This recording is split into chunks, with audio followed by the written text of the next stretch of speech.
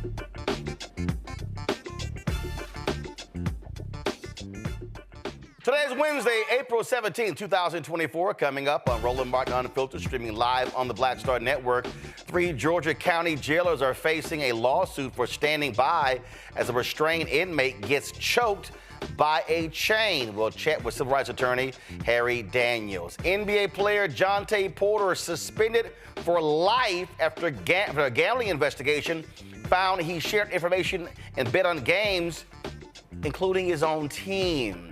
A Black Ohio Uber driver gets sent to a home to pick up a package and ends up dead, shot and killed by the 81-year-old white man who says he was being scammed. It's been a year since Sudan's civil war started.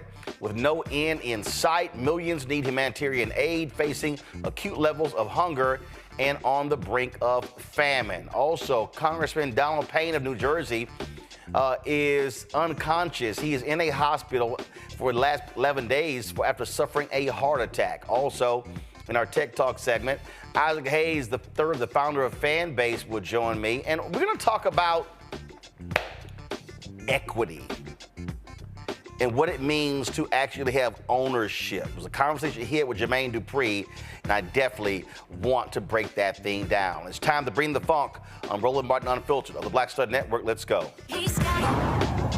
Whatever the biz, he's on it. Whatever it is, he's got the scoop, the fact, the find. And when it breaks, he's right on time and it's rolling. Best believe he's knowing. Putting it down from sports to news to politics. With entertainment just for kicks, he's rolling. It's on go, roll, roll, y'all. It's Roland Martin, yeah. Rolling with Roland now. He's funk, he's fresh, he's real, the best, you know he's Roland Martin now.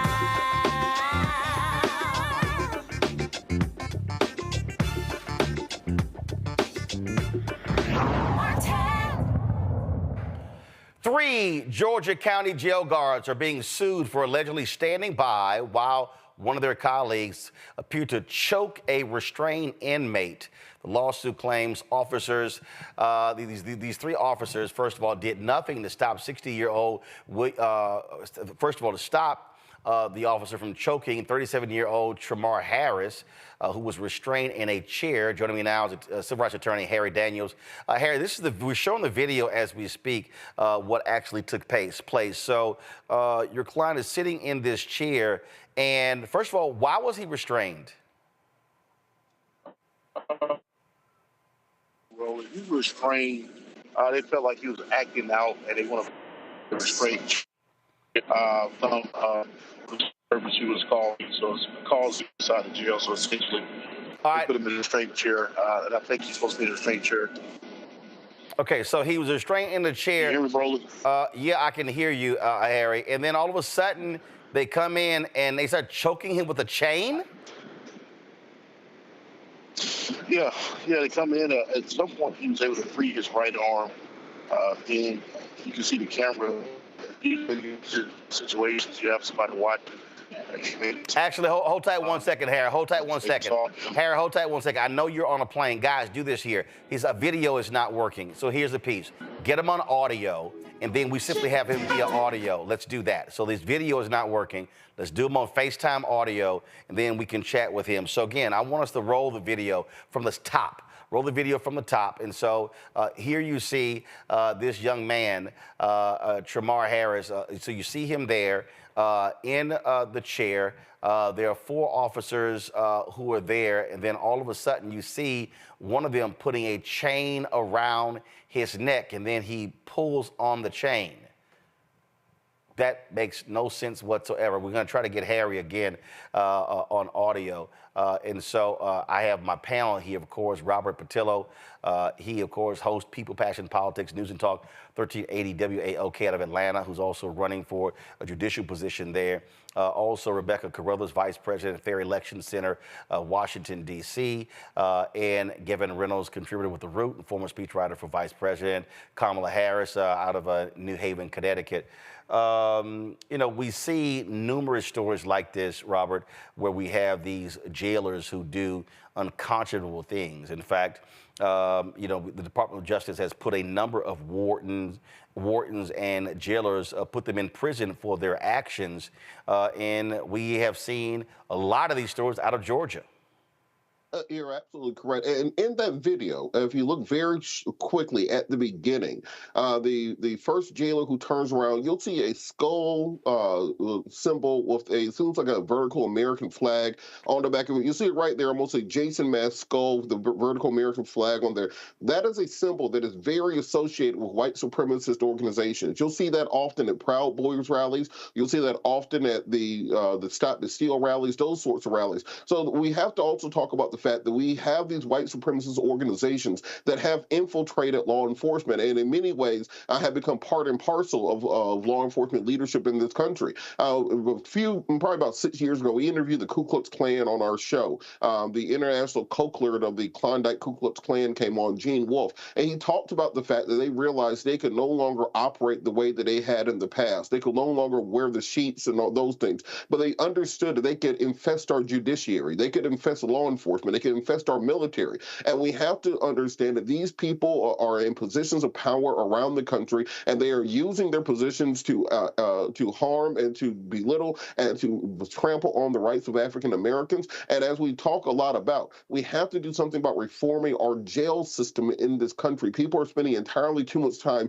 behind bars before they are even convicted of crimes. People are spending entirely too much time waiting on trial, waiting on bond. And because of this, it gives these jailers the opportunity to violate the fundamental human rights that these people are involved in. I'm glad my friend Harry is on this case, and I'm glad we now have video cameras in many of these courthouses and jails and court and detention facilities around the country, because this has been happening for decades. It's only now that we have cameras that people actually believe the inmates when these things take place, and it's important that we provide justice for these individuals.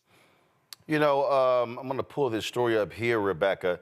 A story was announced just the other day that a federal prison in California is being closed, like literally shut down, because of sexual assaults of female inmates.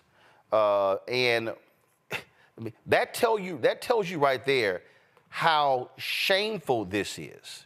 That they have so many rapes that they're going to shut the prison down. And this prison is, let's see here. Let's see here. I think it's FCI Dublin. Again, I'm pulling this story up 1 second right here. Yeah, FCI Dublin. This has been notorious, and I'm trying to understand how do you not stop that? How do you, and that's on a federal level, and it's worse. You have worse actors on the state level, and again, DOJ has been, doing as much as they can, but where are these state legislators, these county commissioners who's supposed to oversee these jails? The criminal legal system in this country is complicit with human rights violations, full stop. We're seeing it whether it's our jail systems, whether it's our federal prison systems or our state prison systems. We're also seeing this extended to law enforcement. Oftentimes we hear a pushback that, oh, it's just a few bad apples. It is very apparent that these are systemic issues that must be addressed. And if the United States is unwilling to address these issues from coast to coast, then maybe we need to bring in international tribunals to help correct these human rights violations that are happening in this country. And also, it is disproportionately impacting people of color, specifically Black people in this country.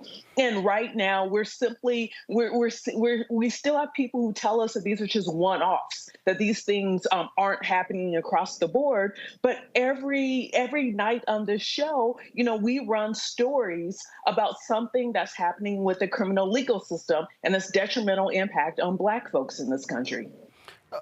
Gavin, this took place in Appleton County in Georgia. Go to my iPad, but this is what I'm talking about. This is from the Associated Press. The beleaguered Federal Bureau of Prisons said Monday it will close a women's prison in California known as the Rape Club, despite attempts to reform the troubled facility after an Associated Press investigation exposed rampant staff on inmate sexual abuse.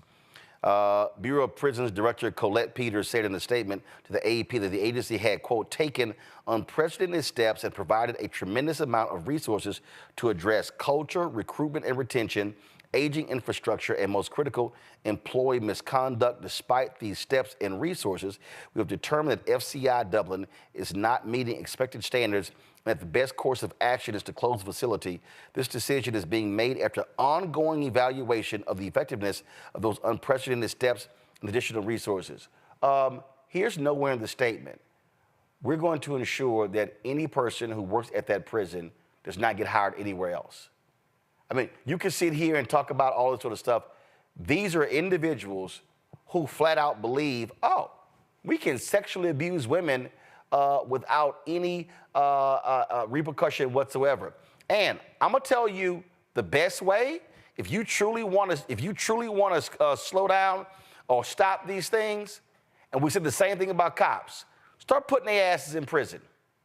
Start indicting and convicting them for sexual assault and rape and give them prison time. And then you say, anybody else here want to sexually assault a woman? We gonna indict your ass and we gonna convict your ass. To me, that's what you do. So many times, the people who are perpetrating these crimes against these incarcerated individuals, like Robert said, in many cases, who have not even yet had their day in court, they do what they do hiding behind the badge, hiding behind the law. And there's so much rot in the system that it's not even just, these wardens and people who work within the prisons, but it's also those who are elsewhere in the criminal legal system, such that in many cases you might try to prosecute those individuals, but because of the rot and the corruption elsewhere in the system, those efforts go in vain. And I appreciate you, Roland, and my other panelists for sort of expanding this out, because this goes so far beyond this one instance. And Robert is right. It's only because we thankfully have this on tape that we're actually, able to deal with the situation. But elsewhere in Georgia, this is not just happening in this county where this took place. You look at Metro Atlanta, I was reading 3 inmates have died in 5 days in Metro Atlanta jails. We have to talk about what's going on in our jails. And until we do, people in our jails and our prisons will continue to be assaulted, continue to be, just treated in absolutely reprehensible ways, and in some cases even losing their lives, when what they should be doing is getting their day in court, getting their fair shot at justice, which is too often denied. And so, I think oftentimes we tend to focus on private prisons and sort of other very clear and obvious villains in our criminal legal system, but we have to recognize that the rot. And I commend the Biden administration, who has announced that they're no longer going to renew any contracts with private prisons at the federal level. But that's such a small piece of the overall system. This rot is so pervasive, and so I hope in this case the judge who presides over this trial against those officers vindicates the individual who was victimized in this situation, and that, Roland, like you said, we take steps to make sure that the law enforcement officials who have sworn oaths to protect the people in these situations live up to their oath, and if they don't, we put them on the other side of the bars. Let's just be clear here, Rebecca. The problem that we have when it comes to jails and prisons, the public says, we don't care, they're animals. That's the problem. They start with the mindset that these people are incorrigible and they are animals, and so therefore they can be treated any way they want to. When we dehumanize people behind bars, this is what leads to this particular issue, because you have because it's now expected that those who are incarcerated are behaving like animals. But guess what? Those who are there to serve as guards within prisons, they are just as incarcerated as well. Like it's a mindset. They begin to act like animals, and that's what people have to understand. When you listen to a lot of advocates for criminal legal system reform, they will let you know that institutionalization happens to both sides. It happens to the inmates, and it happens to those who are guarding the inmates. And if we don't change the way we view people behind bars, then this issue is going to continue to happen. Because bottom line, we have to figure out, are we trying to punish people or are we trying to reform people? If we're trying to reform people, that means we have to keep them engaged as an active citizenry. If we try to treat them as animals, and that means we're throwing them away. And in this country, we're saying that, hey, we're not going to give you disproportionate, you're not going to be punished disproportionately to your crimes. So if someone is in prison for stealing cars, should they then be denied their humanity? And so that's the question that as Americans, we have to figure out, what is it that we want exactly in our criminal legal system? Because I would tell you, every other country in the world, they don't have these same problems that the United States has. They also aren't incarcerating people at the rates that the United States is. They also don't have the amount of crime happening in other countries as well. So there's something the United States is doing that is failing and is causing these human rights violations. Robert? And Roland, on that point, I want people to look up the Supreme Court case, Farmer v. Brennan from 1994. The reason that case is important is one of Clarence Thomas's first cases on the court, where he ruled that an inmate who had been raped did not have an Eighth Amendment violation. He argued that it should be expected and to be part of the sentence to be abused in prisons, and basically you forfeit your constitutional and human rights by being incarcerated. This has been influential on police brutality cases, on prison brutality cases for nearly 30 years. When we're talking about our wonderful Supreme Court Justice Clarence Thomas, and been supported by the prison industrial complex for decades. The only way that we fix this is by changing Supreme Court precedents so that we can actually prosecute and go after these jailers, and go after the individuals who commit these acts. And then I also, for the viewers, there's a line between prison and jail. Prison is where you go after you've been convicted of a crime. Jail is where you are at while you are awaiting trial. When people are abused in the jails of America, those are not criminals. Those are not felons. Those are people who are awaiting trial. They are being punished in such a way that that often goes beyond the sentence. I've had people who have been locked up in the Fulton County Jail for 5, 6, 7 years awaiting trial. As was just mentioned, we've had over a dozen deaths in the Fulton County Jail in the last year and a half. Gwinnett County, just outside of Atlanta, has had over a dozen deaths in the last year or so for people awaiting trial. We had one person eaten by bed bugs to death. I had to go on the news in Iran and explain what happened to someone who was eaten by bed bugs in Fulton County Jail. This is because we have a criminal justice system that locks up poor people, and the people who don't have the same money as some of these celebrities that we see going to court every day, they stay in custody for sometimes a half decade or more, longer than the actual sentence would have been if they had been convicted of the crime, and then they are scarred and destroyed for life. It's like being abducted by aliens. Your car is gone, your apartment is gone, your credit score is destroyed, your utilities are turned off. Your life is ruined whether you are convicted or not, and if we do not reform the criminal justice system from the inside out, we can no longer call ourselves a first world democracy. We've start falling into the star chamber that you'll see during the medieval era, where we are no longer a nation of laws, we are a nation of anarchy, and that's what we're quickly hurtling towards. And Gavin, bottom line is this here. When you talk about this issue, the only deterrence is these folks got to go. Back to my iPad. When the Bureau of Prisons announced this decision, just 10 days earlier, a federal judge announced a special master to oversee the prison. The Associated Press had an investigation that details decades-long mismanagement and abuse at the prison. Now, here's what's interesting. When you go down this particular, first of all, the prison is located 21 miles east of Oakland. If everybody who's watching and understand, this is separate from the case that Harry Daniels is talking about, but I'm putting them together because it speaks to the abuse of inmates. 605 inmates in this prison. You had some whistleblowers involved here who said how they were being sexually harassed, sexually assaulted, other types of abuse, medical treatment as well. But here's what's crazy to me right here. It says the women currently housed at the prison will be transferred to other facilities, and no employees will lose their jobs. I'm confused.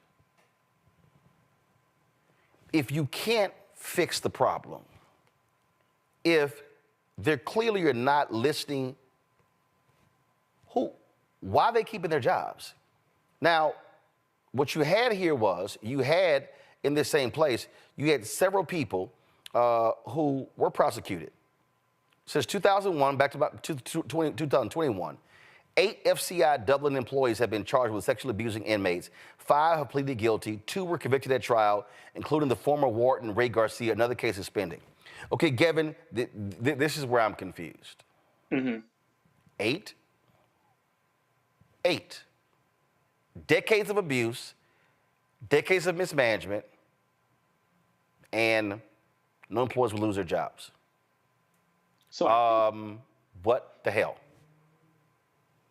I think what this just shows us, what this illustrates, is that in this country, it's harder to fire and prosecute federal officials who can hide behind, their federal protections than it is to lock up poor Black people. We see that time and time again. And I want to go back to what Rebecca said, which I think was such an astute point about how this system that we've created in this country to lock up poor Black people has infested and taken over the minds of those who are working in those prisons. And it reminds me of a quote from Toni Morrison in her Nobel Prize winning book, Beloved. She was describing slavery, but she described slavery as a jungle that white folks had planted, that grew and that spread until it invaded the whites who themselves hadn't made it, and it made them bloody and silly and worse than they ever wanted to be. And she said that the screaming baboon lived under their own white skin, and the red gums were their own. And we know that our current system of mass incarceration is but a continuation of slavery in this country. And so we shouldn't be surprised. I think Toni Morrison was aptly describing the current situation that we have here. It's just time that we recognize that. All right, folks, got to go to break. We come back. More on Roland Martin Unfiltered, including we'll talk about equity when it comes to having an ownership stake in companies, why that is important no matter what the industry is. Also on the show, an NBA player gets a life ban for betting on his own team. And Marjorie Taylor Greene says, we do not like white supremacists in this country, except when I'm standing with one and shaking his hand at his conference. Wait till we show you this exchange that took place in Congress. You're watching Roland Martin Unfiltered on the Black Star Network. On the next, A Balanced Life with me, Dr. Jackie, how to live the dream without it turning into a royal nightmare. We'll meet an entrepreneur couple who've been living the dream for nearly 30 years, and they're still going strong, speed bumps and all. I was all one trying to hold back, but he thinks he can do anything. He's like, no, we're going to do it. Let's do it. Let's just jump into it. And it has worked. It's a thing of beauty, literally. That's all next on A Balanced Life on Black Star Network. Fanbase is pioneering a new era of social media for the creator economy. This next generation social media app with over 600,000 users is raising $17 million, and now is your chance to invest. For details on how to invest, visit startengine.com/fanbase or scan the QR code. Another way we're giving you the freedom to be you without limits. On the next Get Wealthy with me, Deborah Owens, America's Wealth Coach, financial literacy. Without it, wealth is just a pipe dream. And yet, half of our schools in this country don't even teach it to our kids. You're going to hear from a woman who's determined to change all that, not only here, but around the world. World of Money is the leading provider of immersive financial education for children ages 7 to 18. We provide 120 online and classroom hours of financial education. That's right here on Get Wealthy on Black Star Network. Hey, what's up? It's Sammy Roman. Hey, it's John Murray, the executive producer of the new Sherry Shepherd Talk Show. It's me, Sherry Shepherd, and you know what you're watching, Roland Martin Unfiltered. Talk about being an idiot. Toronto Raptors player Jontay Porter has been banned for life from the NBA for gambling. An NBA investigation found the 24-year-old disclosed confidential information to sports bettors wagering on games, and he even bet on the Raptors to lose. Porter's the second person to be banned by Commissioner Adam Silver for violating league rules. The first was the former owner of the LA Clippers, Donald Sterling, in 2014. Silver called Porter's actions blatant. Now, in their statement announcing this decision, they laid out exactly what went on. And what happened was that they discovered suspicious activity when someone bet on Porter's actions, meaning his ability to play in games. What ended up happening was he said that he was checking out of certain games because of injury, when in fact the bet was that he would not play in a certain amount of minutes in the game.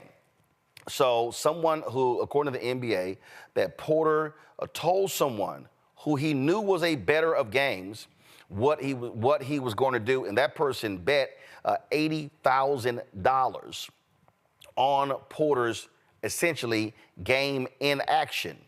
That's what caught the attention of folks in the NBA. Now, when you talk about this decision, this is the press release that they released. They said, it said another individual with whom Porter associated and he knew to be an NBA bettor subsequently placed an $80,000 parlay proposition bet with an online sportsbook to win $1.1 million, wagering that Porter would underperform in the March 20th game. The league's investigation also found that Porter limited his own participation to influence the outcome of one or more bets on his performance in at least one Raptors game. In March 20th game, Porter played only 3 minutes, claiming that he felt ill. Due to the unusual betting activity and actions of the player, the $80,000 proposition bet was frozen and was not paid out. Now, this is what's crazy, y'all, okay? From January through March 24, while traveling with the Raptors or Raptors 905, the Raptors NBA G League affiliate, Porter placed at least 13 bets on NBA games using an associate's online betting account. These bets range in size from $15 to $22,000 for a total of $54,094. The total payouts from those bets was $76,059, resulting in net winnings of $21,965. None of the bets involved any game in which Porter played. 3 of the bets were multi-game parlay bets that included one Raptors game in which Porter bet at the Raptors would lose. All 3 bets lost. Now, what's crazy here is that, and the statement doesn't say it, and I'm going to actually send an email in a second to NBA Commissioner Adam Silver, because here's what I find, because the statement doesn't address this here. When Donald Sterling was banned, Donald Sterling could not even enter an NBA arena. He could not attend anything related to the NBA. This statement doesn't actually say that's the case. Now, Jontay Porter's brother, Michael Porter Jr., is a star for the Denver Nuggets. So, if the NBA moves forward with what they did against Donald Sterling, the reality is this here. If Jontay Porter's brother, Michael Porter, let's say, leads his team back to the NBA Finals and has a suite for the family, he can't even be in the building. He can't even be there as a part of a parade celebration. But here's what's crazy to me. You make it to the top of the top, the NBA, and you throw that away for $21,000. Now, he's going from the G League to the NBA back and forth, but dude, you're there. You're there. Now, we knew this was going to happen because you've always had various gambling scandals in sports. College basketball, you had an NBA ref, okay, who was involved in a gambling scandal. You also now have all of these leagues now that are accepting money from gamblers, I mean from all these different companies. ESPN, you read an ESPN story today, you can't even read the story without seeing ESPN Bet. When I first thought, I thought ESPN had a sports show on BET, but it's actually ESPN Bet. And so you've had some NFL players have also been suspended for betting on NFL games and being involved. Gavin, his was interesting. I was talking to, and I cannot remember, I can't remember who I was talking to. It was a former NFL player who was telling me he could not get his kids interested in playing sports. And I wish I could remember who it was. And his wife said, why don't you take them out? But you know what he told me? He said, oh, now all of a sudden, his son is focused and intent on watching NFL every week because of betting. Because of betting. I talked to a father of a young athlete, high school, and all of his teammates, now they're betting left and right. Jontay Porter is not going to be the last. And I can guarantee, look, we saw this at, I think it was Iowa State. We see this already in the NCAA. Because sports gambling has now been expanded because of a Supreme Court decision, I'm telling folks right now, go ahead and mark it down. You're going to see more gambling scandals of players on the pro level, the collegiate level, and they're going to, if they take any bets on the high school level, it's going to happen there as well because of the proliferation of gambling. Gavin, you're on mute. It says my mic is on. There you go. Now you're on. Okay, weird. I don't know why. My bad. But Roland, no, I was just agreeing with you. I think it's so sad for Jontay. It's a player who had a long career ahead of him, like you said, kind of going between the G League and the actual NBA. So it's unclear, I guess, how his career would have progressed. But, it's the first player or coach to be banned permanently from the NBA since 1954. And I think just considering how much he stood to make in his career, you have to think, at least I wonder, does he have some sort of, gambling problem or gambling addiction? I have no idea. This is me just purely speculating, but we do know that as the leagues are moving to expand, right, their sports betting offerings with FanDuel and DraftKings and all these other companies and BetMGM and Caesars, that there are a lot of people who do struggle with gambling addictions. Now, again, I'm not sure if that's the case for Jontay, but I think we are seeing, right, that as the leagues are recognizing the revenue that they stand to make from sports betting, I think it's like, actually, when I was at the NFL, this is an issue I looked at really closely. As states have continued to legalize sports betting, we're seeing just these markets, just the floodgates completely open. But for the leagues, right, the way that they have to make sure that integrity is maintained is key, for them to continue making money. And so we are seeing the leagues crack down, whether it's players, whether it's league staff, whether it's coaches, general managers, you name it. I hope that this is a wake-up call for, other players who might be tempted to do this. But I also hope that at least it maybe sparks a conversation, because I think we are at an inflection point where, there's just so much more money to be made in this market that, we talk about some of the ugly underbellies that come with, sports betting, right? And I've even talked to people, who work in professional sports who, work for entities that stand to make a lot of money from sports betting, but who themselves are kind of split or, feel those qualms as to, we got to make sure we do this responsibly. And it's interesting because, there are some big holdout states that have yet to legalize sports betting.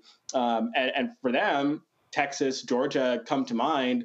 A lot of it is on the sort of like ethical, grounds that they're not sure how they feel about legalizing something like sports betting and potentially opening the door to, many people getting hooked on sports betting. But the fact of the matter is, whether it's legal or whether it's illegal, you're still going to have people engage in this activity. And I think the argument in favor of the legalization of sports betting is that, if we legalize it, at least it's out in the open. We can regulate it. We can tax it. We can use some of that tax revenue to fund the, problem gambling treatment services that states are funding. So it's a really complicated, issue for sure. We're just going to have to get a grip on how we go forward, and certainly a very sad situation for Jontay. You got to be stupid as hell, Robert, to be 24 years old. You make it to the top of the top, and you throw it all away for a total of $21,000 in earnings.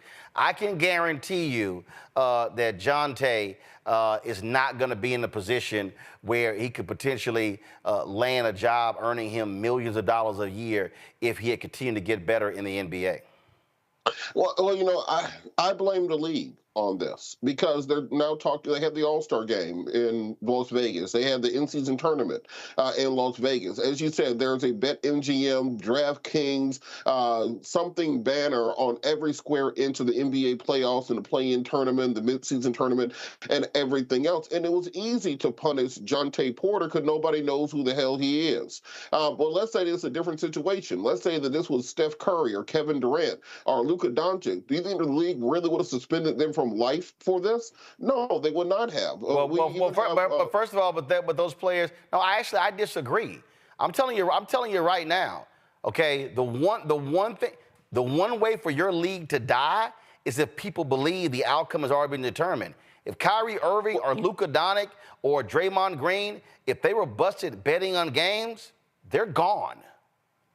Look, Rolly, remember there was a rumor that in the 90s, the reason Jordan retired the first time was because he had been betting on games. No, that's incorrect. No, that's incorrect. What was talked about was because of Michael Jordan's gambling off the court, because of his gambling on the golf course, because of his gambling in casinos, that was being talked about. Never was it ever discussed that Michael Jordan was gambling on games. Look, Roland, when you invite gambling into a league, when you invite gambling into sports, this is going to happen. You can look at Calvin Ridley when he played for the Falcons. You can look at any of these leagues. So these leagues are going to have to make a determination. Either you're going to be in bed with the gamblers, either you're going to be in bed with the numbers runners, etc., or you're not going to be so. If you're in league with them, then set rules for players where they can gamble on these games. It's just the reality of the situation. We can keep lying to ourselves and pretending that everybody in the league is making, a max contract. Jontay Porter can probably go to China and make more money than he ever was going to make in the G League. He can go to Turkey. He can go to the Euro League. He can go play in Puerto Rico with Boogie Cousins and Hassan Whiteside. There's other places to go if you're a mediocre player. But as long as the league is going to be in bed with these betting organizations, you're going to have these situations pop up, and they're either going to have to figure out how to deal with it, or they're going to have to get out of bed and forego those billions of dollars they're getting from these gambling companies. Look, I totally understand, Rebecca, the point about them being in bed with sports betting companies, but the reality is this here. I can't blame the league for a player choosing to check out of a game early and told somebody about the bet and to make them $1.1 million. That's on the player. And here's the piece. The reason this is different is that when the Supreme Court gave its decision to allow for online betting, and it went outside of Atlantic City and outside of Las Vegas, that's when all of this changed. Now you got gambling all across the country, multiple states allowing online, because you get a lot of barriers that were there. But this is on the individual. Every player is told, do not bet on games. He literally bet on games for Toronto to lose. You're with the organization. Yeah, your ass got to go. So first of all, the NBA is full of crap. The NBA is so hypocritical. If we're talking about the purity of basketball and people are tuning in because of the purity and they don't want to know that the fix is in. I mean, we already know the Porter family doesn't have to worry about the Nuggets making it to the finals. You know why? Because the league really wants the Lakers. No, Rebecca, that can't hold up because the Nuggets won the title last year. Right. You're right. But statistically, how often in this era do we have back-to-back champions? But it doesn't matter. It doesn't matter. The point is, the Nuggets won the championship last year, and they can win it again this year. But the bottom line is this here: if the Sterling rules are applied, and I'm going to send an email, I'm going to send the NBA an email. He literally can't be near any NBA type of event. And so what has happened here, he's totally screwed himself. And to Robert's point, I don't think, you got Greece, you got Europe, you got all these other different places. I'm not sure if I'm any of those people. I want somebody on my team who has acknowledged betting for his own team to lose. I wouldn't be surprised if they all say, sorry, dude, you can't come play here. He screwed himself. He's going to go find him a regular-ass job. And it's so bad, he can't even get a job carrying his brother's bags because I doubt he'll be allowed into an arena. I hear you, but I'm also not going to get on here and always going to be pro NBA, because the bottom line is the NBA is making multi-millions of dollars with all of their multi-year contracts with 365Bet, with BetMGM, with DraftKings, and the other authorized, specifically the NBA authorized sport bettor operators. So I think it's very rich for the NBA to now say, oh, okay, so everyone else can bet on these games, but not our players. Yes, the NBA has had liquor sponsors, and the bottom line is, if you get charged with a DWI, your ass might get suspended. Look, look, I don't think that's analogous. Actually, it is. The reason why it's not analogous, because now we're talking about public safety and public health. No, wait a minute. We're talking. You're betting on a game. Your actions literally are determining whether the product that's on the court, whether you want a fan wants to be able to watch a game and go, I'm watching players play, let the best team win. Not a guy checked out of the game to help a bettor win $1.1 million. His ass got to go. And look, I get the NBA accepting sponsor money from betting companies, but a player, you cannot bet on the league. Everybody is told that. That's on him. Some level of personal responsibility has to be accepted. He screwed up. I'm not arguing that what Jontay did was smart. So let's be clear about that. What my argument is that I still find the NBA to be hypocritical because when you now allow for legalized sports betting to enter into your league and you go into these formal partnerships, you are also increasing the likelihood of your active players betting on the game. And so I don't think that the NBA has done enough to crack down on this and prevent this from happening. But I'll also say that the NBA is hypocritical in general. There's other issues in which the NBA is hypocritical, such as fining players if they test positive for marijuana in their system. When we know that THC is not a performance enhancing. Actually, hold up. The leagues have actually changed their policy on marijuana. That's changed. So that's not the same conversation that you had 5 years ago. So they've changed the policy when it comes to marijuana. You're right. I still think I know I'm right. I know I'm right. I know that. And I'm acknowledging that you're right. But what I will not do, I'm not about to get in here and act like the NBA is this perfect league. No, Rebecca, no, that's gaslighting. Nobody said the NBA is a perfect league. What we're talking about is a player who bet on not only games, who gave a bettor inside information about his health, who purposely checked out of games so he would not hit certain statistical numbers at the betting placed on. That's a whole different level of betting. That is literally determining the outcome. Okay, we can talk about the White Sox scandal of the 1919 Chicago White Sox, which they call the Black Sox because of that scandal. We can talk about Pete Rose. Look, we can talk about Pete Rose, and guess what? His ass still not in the Hall of Fame. Roland, yeah. Bro, let's be for real. Jontay Porter ain't deciding no games. No. There ain't no game being decided about what Jontay Porter does and doesn't do. No. It doesn't matter. If you purposely say, hey, I'm ill, I can't play, and you basically told somebody, yo, drop a $80,000 bet that I'm not gonna score 8 points and I'm not gonna play 15 minutes in the game or 10 minutes in the game, and you purposely check out of the game, yeah, your ass gotta go. But Roland, would that bet have been possible? Look, what? Roland, let's say the Hold on, Rebecca, say what? Would that bet have been possible if the NBA didn't authorize these platforms as official? Yes, that bet That bet had nothing to do with the platforms. That's you placing. First of all, you can bet on anything these days. You in the Super Bowl, you can bet on who's going to get the first down. Is the kickoff? Are they going to return it? Or are they going to kneel it? You can bet on anything these days, and so that has nothing to do with sponsors. That has to do with somebody placing a bet on the actions in a game. And here's a player saying, "I am going to do something myself to create this in order for you to win." Let's just be real clear.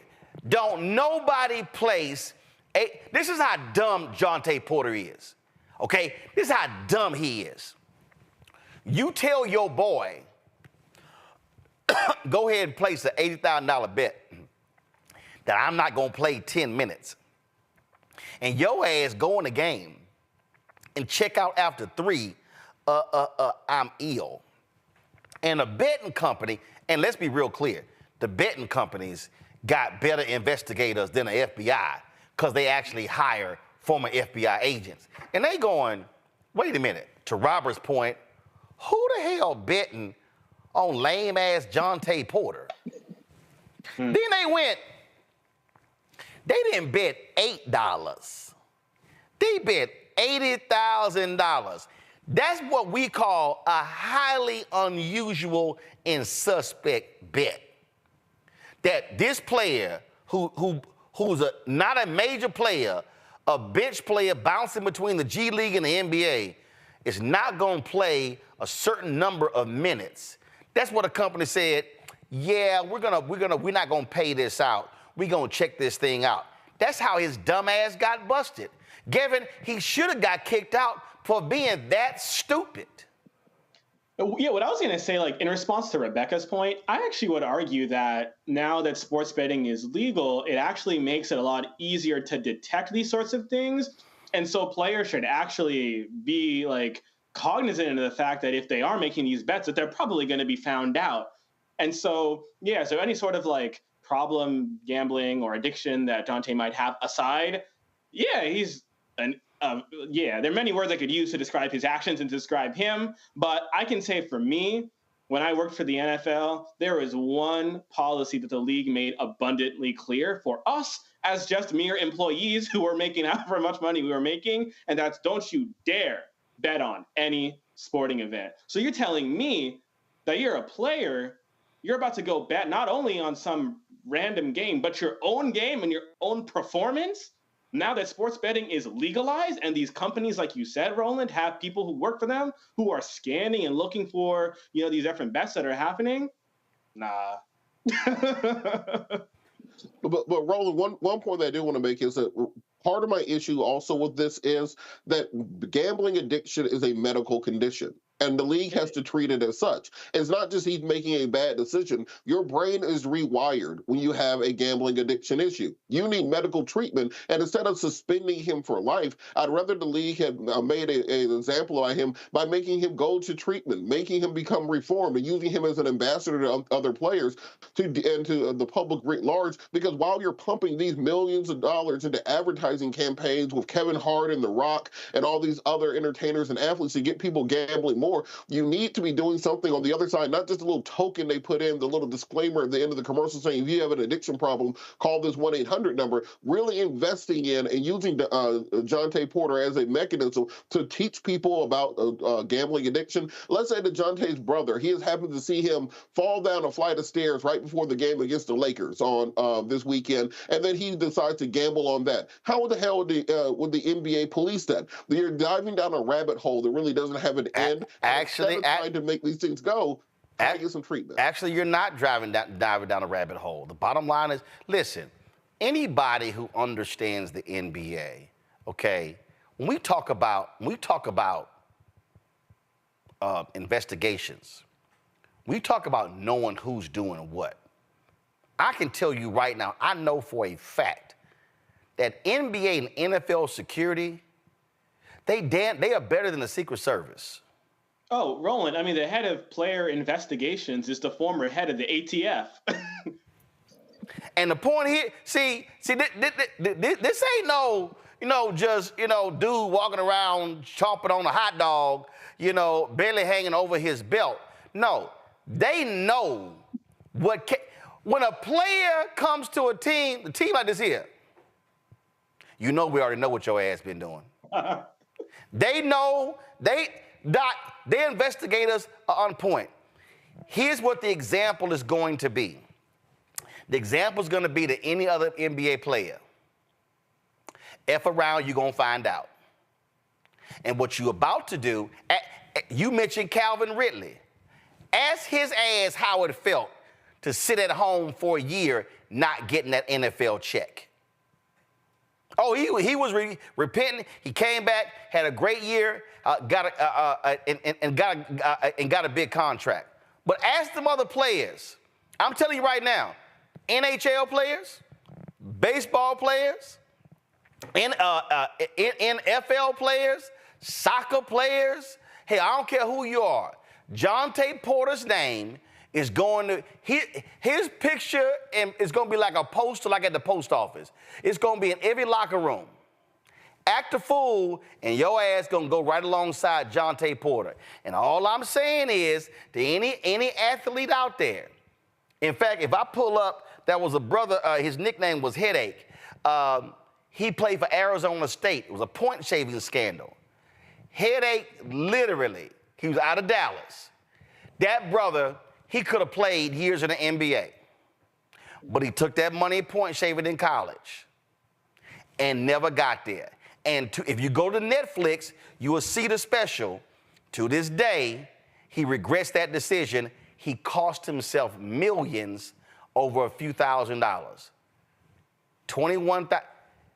This boy could have got $21,000 just going to a signing event with his brother. So he made a grown folk decision, and now he's 24 years old, and now he is out of the NBA. So Jontay, this one on you. All right, I got to go to a break. We come back. We got lots we're going to talk about, including why is it important to own equity? How critical is that? And why do we as black folk always go for the quick cash? Yep, we're going to talk about that. Also, those racists with the Goon Squad of Mississippi, they trying to actually appeal their sentence.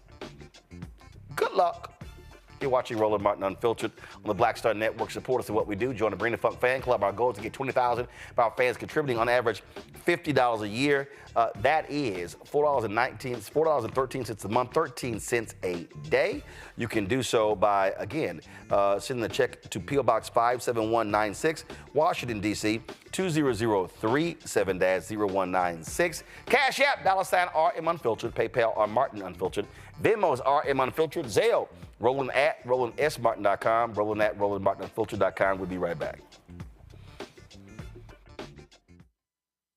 I was just in my backyard. I was manifesting about life. I said, I would love to come back because it was a great time, and these kids need that right now. They need that male role model in the schools, I think. Even on TV. Because people are scared to go into the high schools. The high school, you know what I mean? I would love to bring it back, and I think we can bring it back. What do you think? I think we'll ask the people. I would ask your people. We'll do a poll. Y'all want to hang him, Mr. Cooper? Yeah, I say, let's go. We all look good. Holly looked good. Raven looked the same. Marquise, Don Lewis. It'd be funny to have the bullshit you see out there on TV now. God damn. What the fuck? What happened to TV? Damn. It's some. I'm like, oh my God.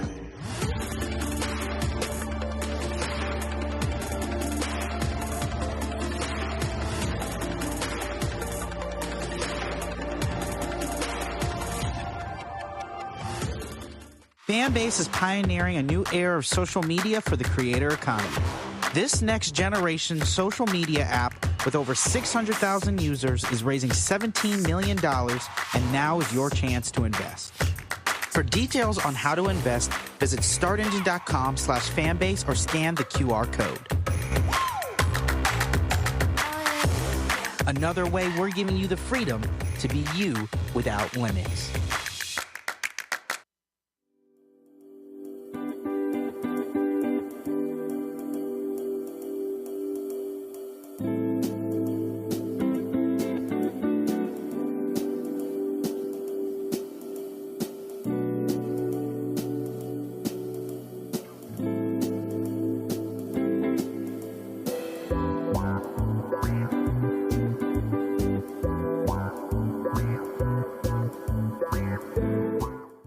up? Geek to the place to be. Got kicked out your mama's university, creator and executive producer of Fat Tuesdays, an air hip-hop comedy. But right now, I'm rolling with Roland Martin, unfiltered, uncut, unplugged, and undamn believable. You hear me?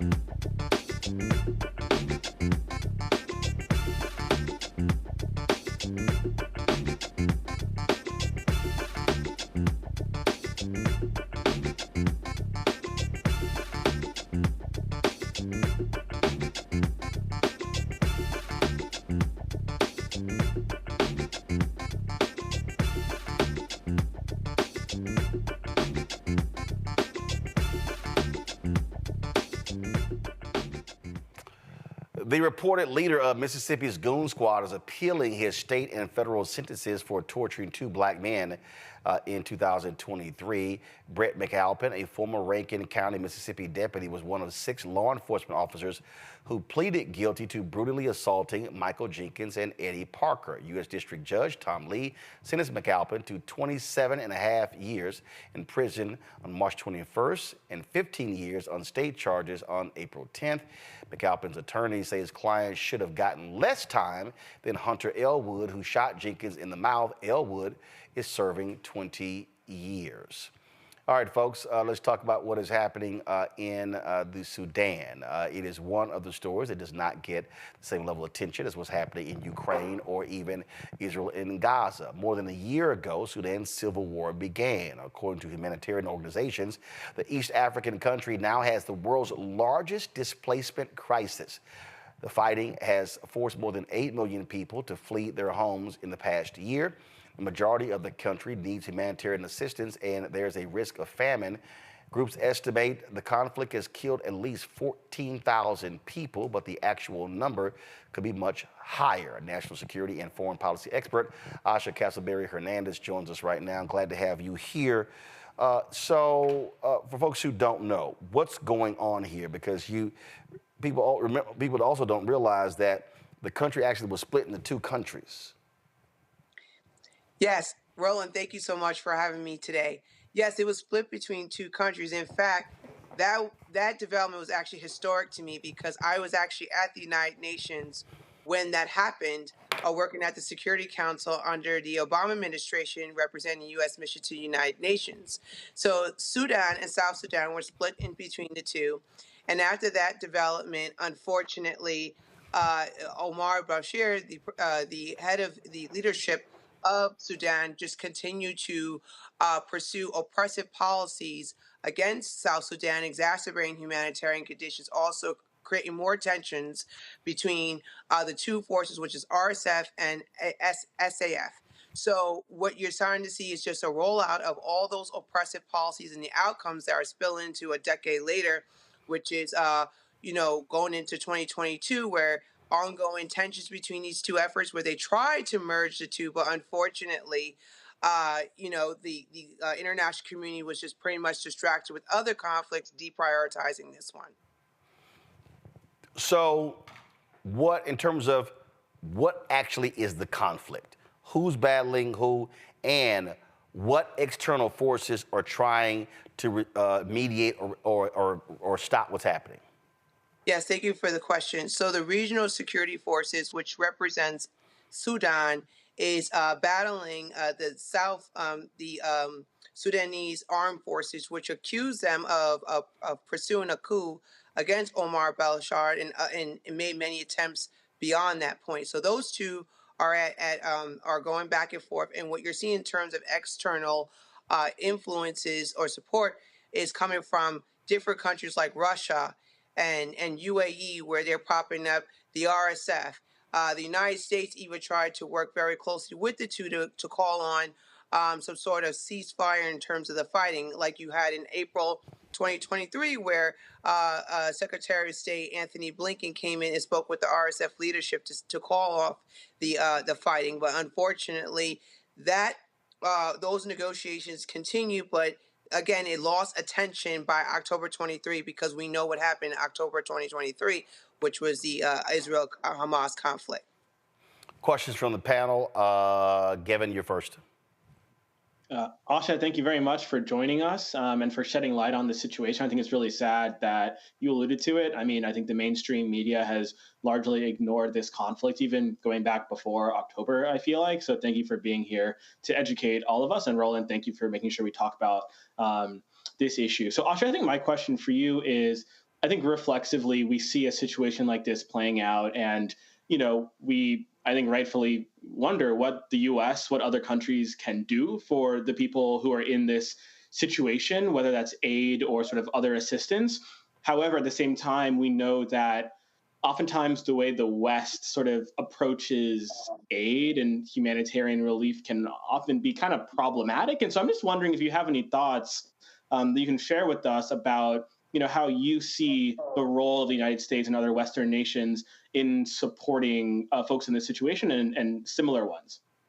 Yes, well, if you look at the recent comments from United Nations Secretary General Antonio Guterres, he is saying that there's a lack of funding towards the humanitarian efforts in Sudan. So we need more funding. Unfortunately, the reality is that there might be a balancing act issue here where we put more funding into Ukraine, more funding into the Israel-Hamas conflict, and now you have this situation in Sudan. So, but they did just host a donors conference calling on for more aid, and then you have other middle powers like the Saudi Arabia trying to step up their game in providing assistance. The French trying to mediate in this situation too as well. But I believe that there has been a lack of attention in terms of providing more humanitarian assistance because there's so much attention with regards to Ukraine and the Israel-Hamas conflict. Rebecca, if I could follow up. I'm really sorry. quick, Go ahead.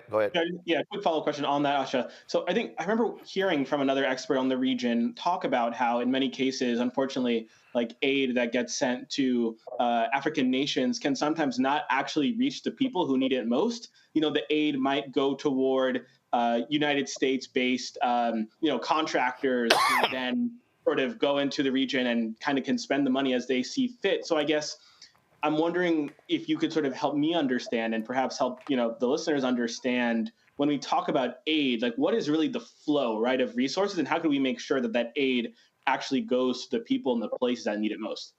Yes. Well, we first need to reach out to those organizations that are not involved in any corruption and that it makes it to them and to the people. Unfortunately, the African continent has been known for corrupt activities, and one of them is mismanaging money and and as a result of that money not reach it to the people. So one way to get around it is providing more money to the NGOs, the NGO community that has direct access to the people, also to international organizations that can funnel that money directly to the people. And it needs accountability. But unfortunately, when the funding goes from there to actual government, it's a hit or miss if the people get it. And unfortunately, there's just a long history of it not reaching to the people because of corruption. Thank you. Rebecca. Aside from giving humanitarian aid, what role can the U.S. play in stopping the ethnic cleansing? Yes, I think the United States needs to go back to what they were doing in April 2023, where they actually deployed their top leadership to work very closely with the RSF as well as the ASF to reach some sort of mediation. If the United States cannot or no longer play that part, they have to find a influencer in the regional community, in the international community, to play a part. Like, for instance, the Saudi Arabia could be a possibility. Also, if it's the French, that could be another possibility. But if the United States cannot do it, we need another regional influencer or strong international actor to help reach some sort of mediation as soon as possible. Robert? I've heard from many international observers this conceptualization of Africa fatigue. That if you talk about the genocide currently going on in the eastern part of the Congo, the subjugation of gay rights in Uganda, Somalia attempting to split into two nations, Ethiopia threatening to annex Eritrea, and still the remnants of the Tigray rebellion, Egypt threatening to bomb the Millennial Dam over river water rights on the Nile River, the situation in Sudan perhaps splitting again into two nations, Libya on the verge of splitting the two nations, while also dealing with the damage of the dam breach which killed 20,000 people. The Sahel region, where you have the kicking out of the CFA Franc and the forming of the CFA Confederation, and narrowly averting a war between the Sahel nations and ECOWAS. How can you talk to Western observers and Western people, particularly in the U.S., about why they should not get tired and quote unquote fatigued with dealing with issues on the African continent? Oh, that's a really great question. First and foremost, I would say that, and thank you for the breakdown. A way to kind of acknowledge this as much as possible as are approaching the ongoing conflicts from Western Africa all the way to the East Horn of Africa is that we have to prioritize this as much as possible. It needs enough media coverage. I think the House Committee on Foreign Affairs does a really good job in bringing more attention to it at times. And as far as being overwhelmed with it, I think that in order to like overcome that perception, we have to have some sort of pride in the future of Africa and how that directly impacts us at home. And if we don't have that pride, we're going to lose out on really keeping the finger on the pulse and just easily be overwhelmed with the issues involving the African continent. Like, for instance, if you see what's going on in Haiti, there's a lot of tension right now where we are saying not only should we provide continuous funding to Ukraine as well as Israel, Hamas issue, we should also make sure we fund Haiti. And we have to treat the African continent with regards to their issues the same way, where you see on national media that it's important to provide more funding to humanitarian assistance. A perfect example of that is during the Bush administration, where President Bush gave money to Darfur conflict. And they said, "Why did you do that, President Bush?" He said, "Because I kept seeing it on TV, the depictions, and I was just horrified about that, and that impacted me." So we need more coverage when it comes to the covering the conflicts in Africa.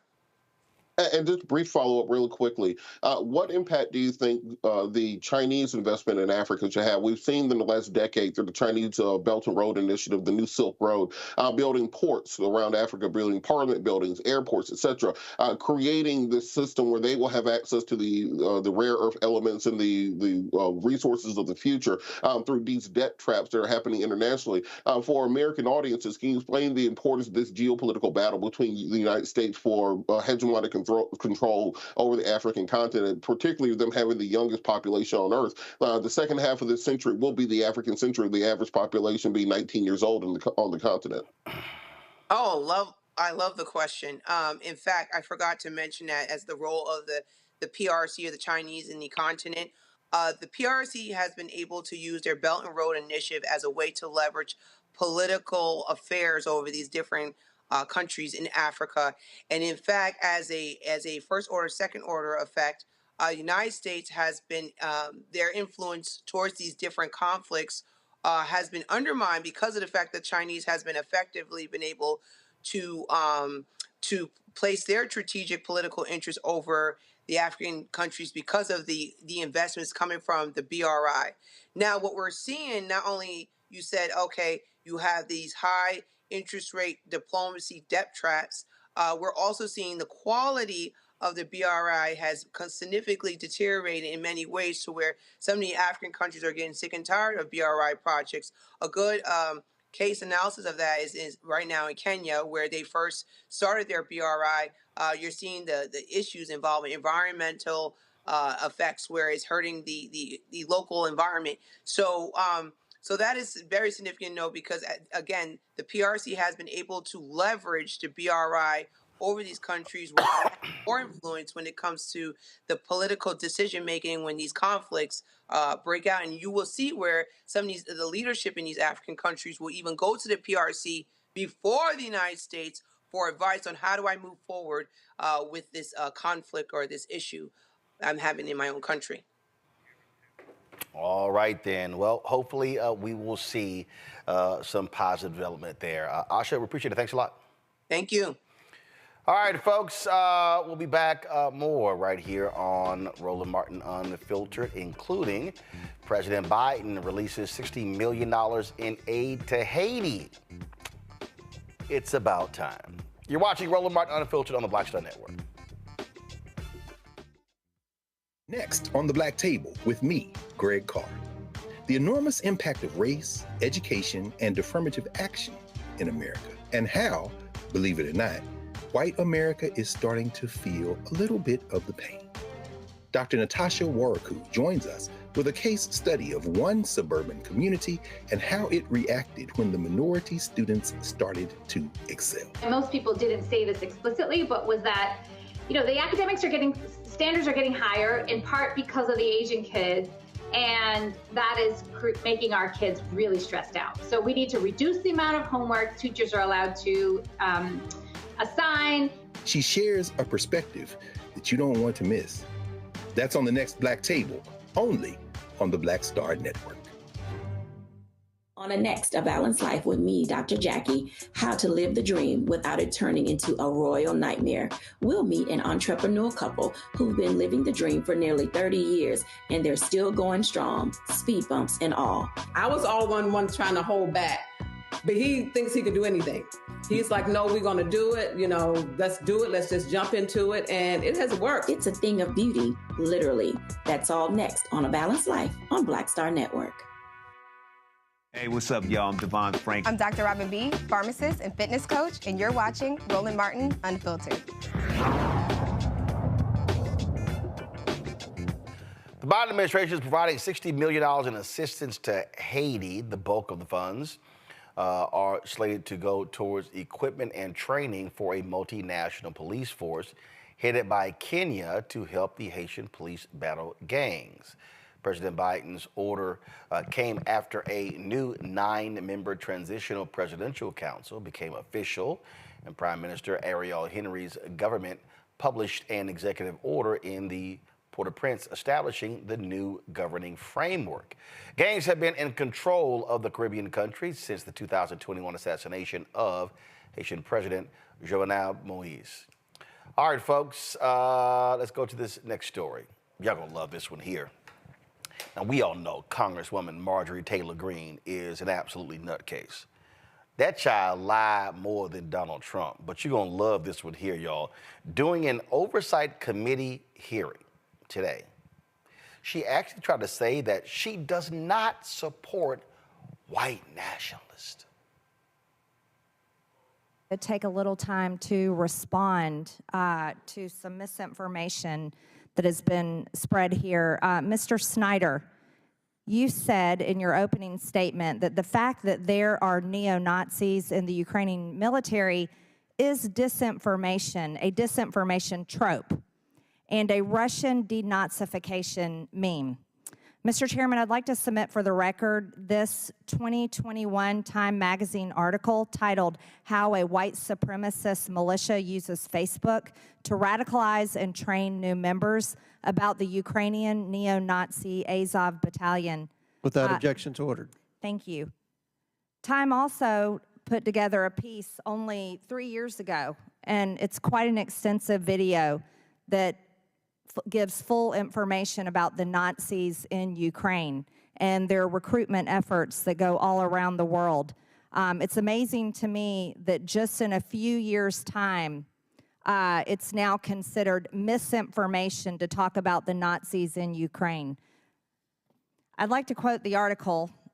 It says that Ali Sufan, a security consultant and former FBI agent who has studied Azov Nazis, estimates that more than 17,000 foreign fighters have come to Ukraine over the past 6 years from 50 countries. According to Christopher Wray, the FBI director, he said that Azov has been recruiting and radicalizing and training American citizens for years. He also finished saying in his testimony to the U.S. Senate that American white supremacists are actually traveling overseas to train. This is an extremely concerning situation.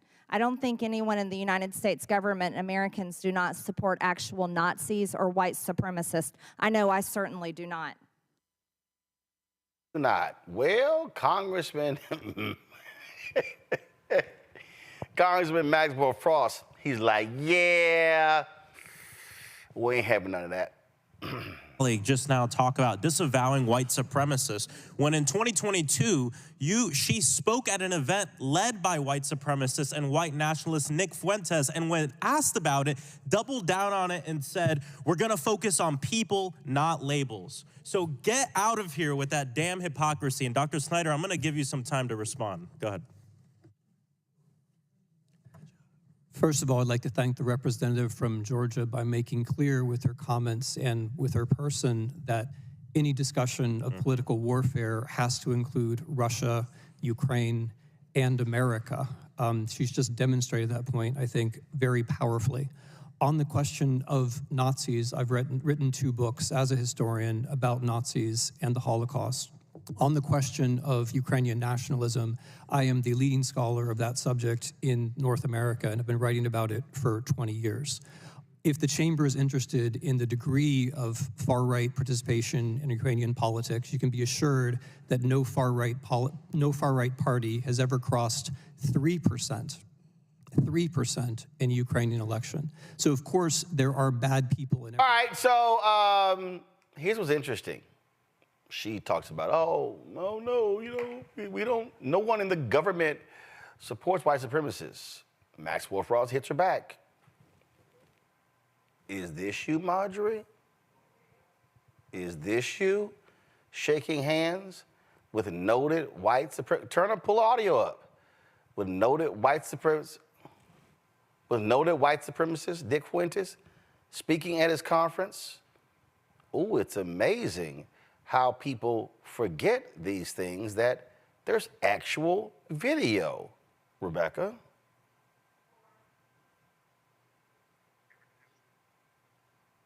Rebecca? You know, here's the thing. Of course, she doesn't consider, she doesn't use the label Nazism or white supremacy, because then she will be talking about herself. I mean, for her, that language is everyday language. That's just a regular Sunday afternoon for her. But it's very disingenuous, especially with her being in Georgia. And when we still hear all of the accounts of Nazism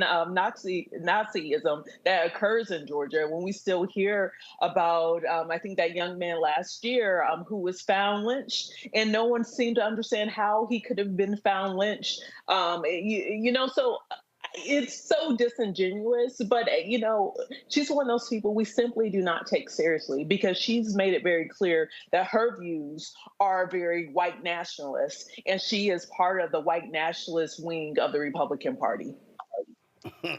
Robert? Oh, you guys just saved my wife a long conversation later. Can I get to talk about the history of white supremacy in Europe and why it's divergent from that we have here in the United States of America? So if you look at what's going on in the Ukraine currently, you're looking at the historical conflict between Kiev and the Rus people. Rus being Russian, Kiev as in Kiev, the capital of the Ukraine. Now, many people in this quote-unquote Azov battalions claim that they are the descendants of the original Slavic peoples of Kiev, but that someone like Putin is descendant of a mixture of Europeans, but also Hunnic people who are the descendants of the Golden Horde and other Asian groups that occupied the eastern part of Europe for centuries and that they paid tribute to. If you look at Putin and squint your eyes a little bit, he looks kind of Asian. Oval head, short-statured, built more like a Mongol than a tall Ukrainian would be. So the Azov battalion and those neo-Nazis aren't the type of neo-Nazis that we have here in the United States. They talk about the purity of European blood, and it's on even such as Putin is not white enough for them. This is why they go after those groups, because they don't have black people clearly to subjugate. Marjorie Taylor Greene, having literally no knowledge of European or world history, doesn't understand that when she talks about immigrants are poisoning the blood of America, she's saying the exact same thing that the Azov Battalion is saying about the hunted blood of someone like Vladimir Putin. She doesn't understand when she talks about the need for Western civilization to stand against the barbarians invading us, as she talks about, as she said at the Republican National Convention. She's saying the exact same thing as the Azov Battalion is saying about keeping the last bits of European heritage pure to Europe and separated from the Mongol and mixed blood of Russians. So she, in every action, espouses and supports the conceptualizations around the same people that she's claiming to be against. And this is why our kids need to stay in school, and we need to invest more money in that and less money in bombs internationally, because you end up with almost fact-free, idiotic conversations such as this. And rally, Gavin, there's a number of Republicans in the House conference who love them some white supremacists. Definitely. It's very hard to follow Robert and that history lesson he just gave us. I'll start by talking first about Marjorie Taylor Greene. As a Georgian, she is an utter disgrace and embarrassment to our state. And in my opinion, she should not be a member of Congress. I'm very proud of my state for helping to elect Raphael Warnock and John Ossoff and Joe Biden. But I'm very disappointed that we also sent someone like Marjorie Taylor Greene to Congress. If Donald Trump is our nation's gaslighter in chief, Marjorie Taylor Greene is the commander of the Georgia Battalion. She is completely unserious. Just today, we saw the articles of impeachment against Alejandro Mayorkas, the Secretary of Homeland Security, a process initiated by Marjorie Taylor Greene, rejected immediately in the Senate. We know Donald Trump, her leader, tanked the border deal that President Biden was prepared to sign, and again, showing how unserious she and all her cronies are. Lest we forget her comments on space lasers, her comments directed toward Congressman Jamal Bowman. Who No, Jewish space lasers. Oh, true. Excuse me. Jewish space lasers. Absolutely, Roland. Thank you for letting me not get off the hook with that. Or her comments in regards to Congressman Jamal Bowman, whom she called aggressive. And when we all called her out about it, she said that calling her a white supremacist was, get this, equivalent to calling a person of color the N-word. Lest we forget when she referred to Congresswomen Tlaib and Omar as not official members of Congress because they didn't take their oath of office on a Bible. Never mind the fact that she also told them that they should go back to the Middle East while Congresswoman Tlaib was born in Detroit. I could go on, but the danger here is that we cannot normalize this kind of behavior. We cannot normalize these kinds of comments. I saw a poll the other day that showed that Americans' attitudes towards Donald Trump since the time he left office have not gotten worse, they've gotten better. What does that mean? It's that collectively, as a society, we've started to forget the very dangerous and detrimental rhetoric and policies that Donald Trump not only advocated for during his first term, but is hoping to bring back in a second term. He's told us this. He's told us the kinds of things that he wants to do. He's told us that he wants to round up immigrants who are here, who he believes are poisoning the blood, especially those from shithole countries. We know that his Department of Justice in a second term is getting ready to crack down on racism, but guess what? Racism against white people, all building on his work in the first term of not investigating and not prosecuting civil rights violations and hate crimes. So I think it's very dangerous that as a society, we've started to not sour to Donald Trump, but actually to sweeten up to him. And I think the consequences of that could be grave. And so I really just want to convey that we cannot normalize, we cannot accept this kind of behavior from Donald Trump or Marjorie Taylor Greene, because our community will suffer even more than it already has. So. Well, folks got to understand, when you don't vote, this is what happens all of the time. All right, got to go to break. When we come back, more on Roland Martin Unfiltered, including Democrats basically doing this to Republicans wanting to impeach the head of Homeland Security. Move along. We'll discuss that next right here on the Black Star Network.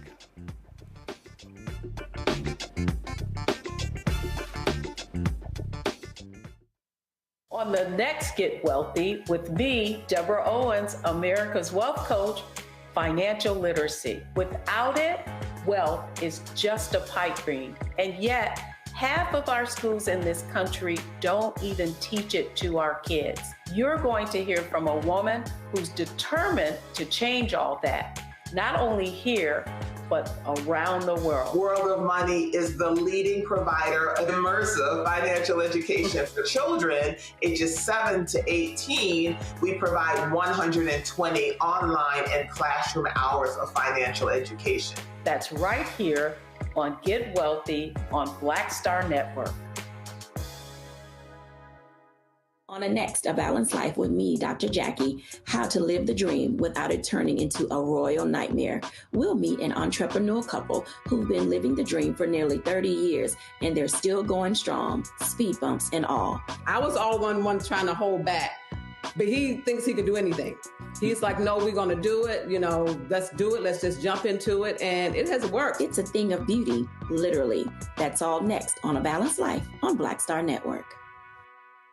Fanbase is pioneering a new era of social media for the creator economy. This next generation social media app with over 600,000 users is raising $17 million, and now is your chance to invest. For details on how to invest, visit startengine.com/fanbase or scan the QR code. Another way we're giving you the freedom to be you without limits. Hello, we're the Critter Fixers. I'm Dr. Bernard Hodges. And I'm Dr. Terrence Ferguson. And you're tuned in to Roland Martin Unfiltered.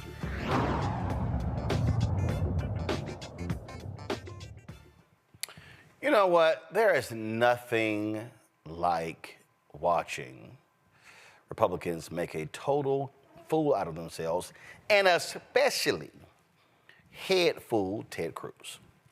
So the House, they voted to impeach Alejandro Mayorkas, who is the head of Homeland Security, claiming that he has committed high crimes and misdemeanors because of the invasion of America by these illegal immigrants.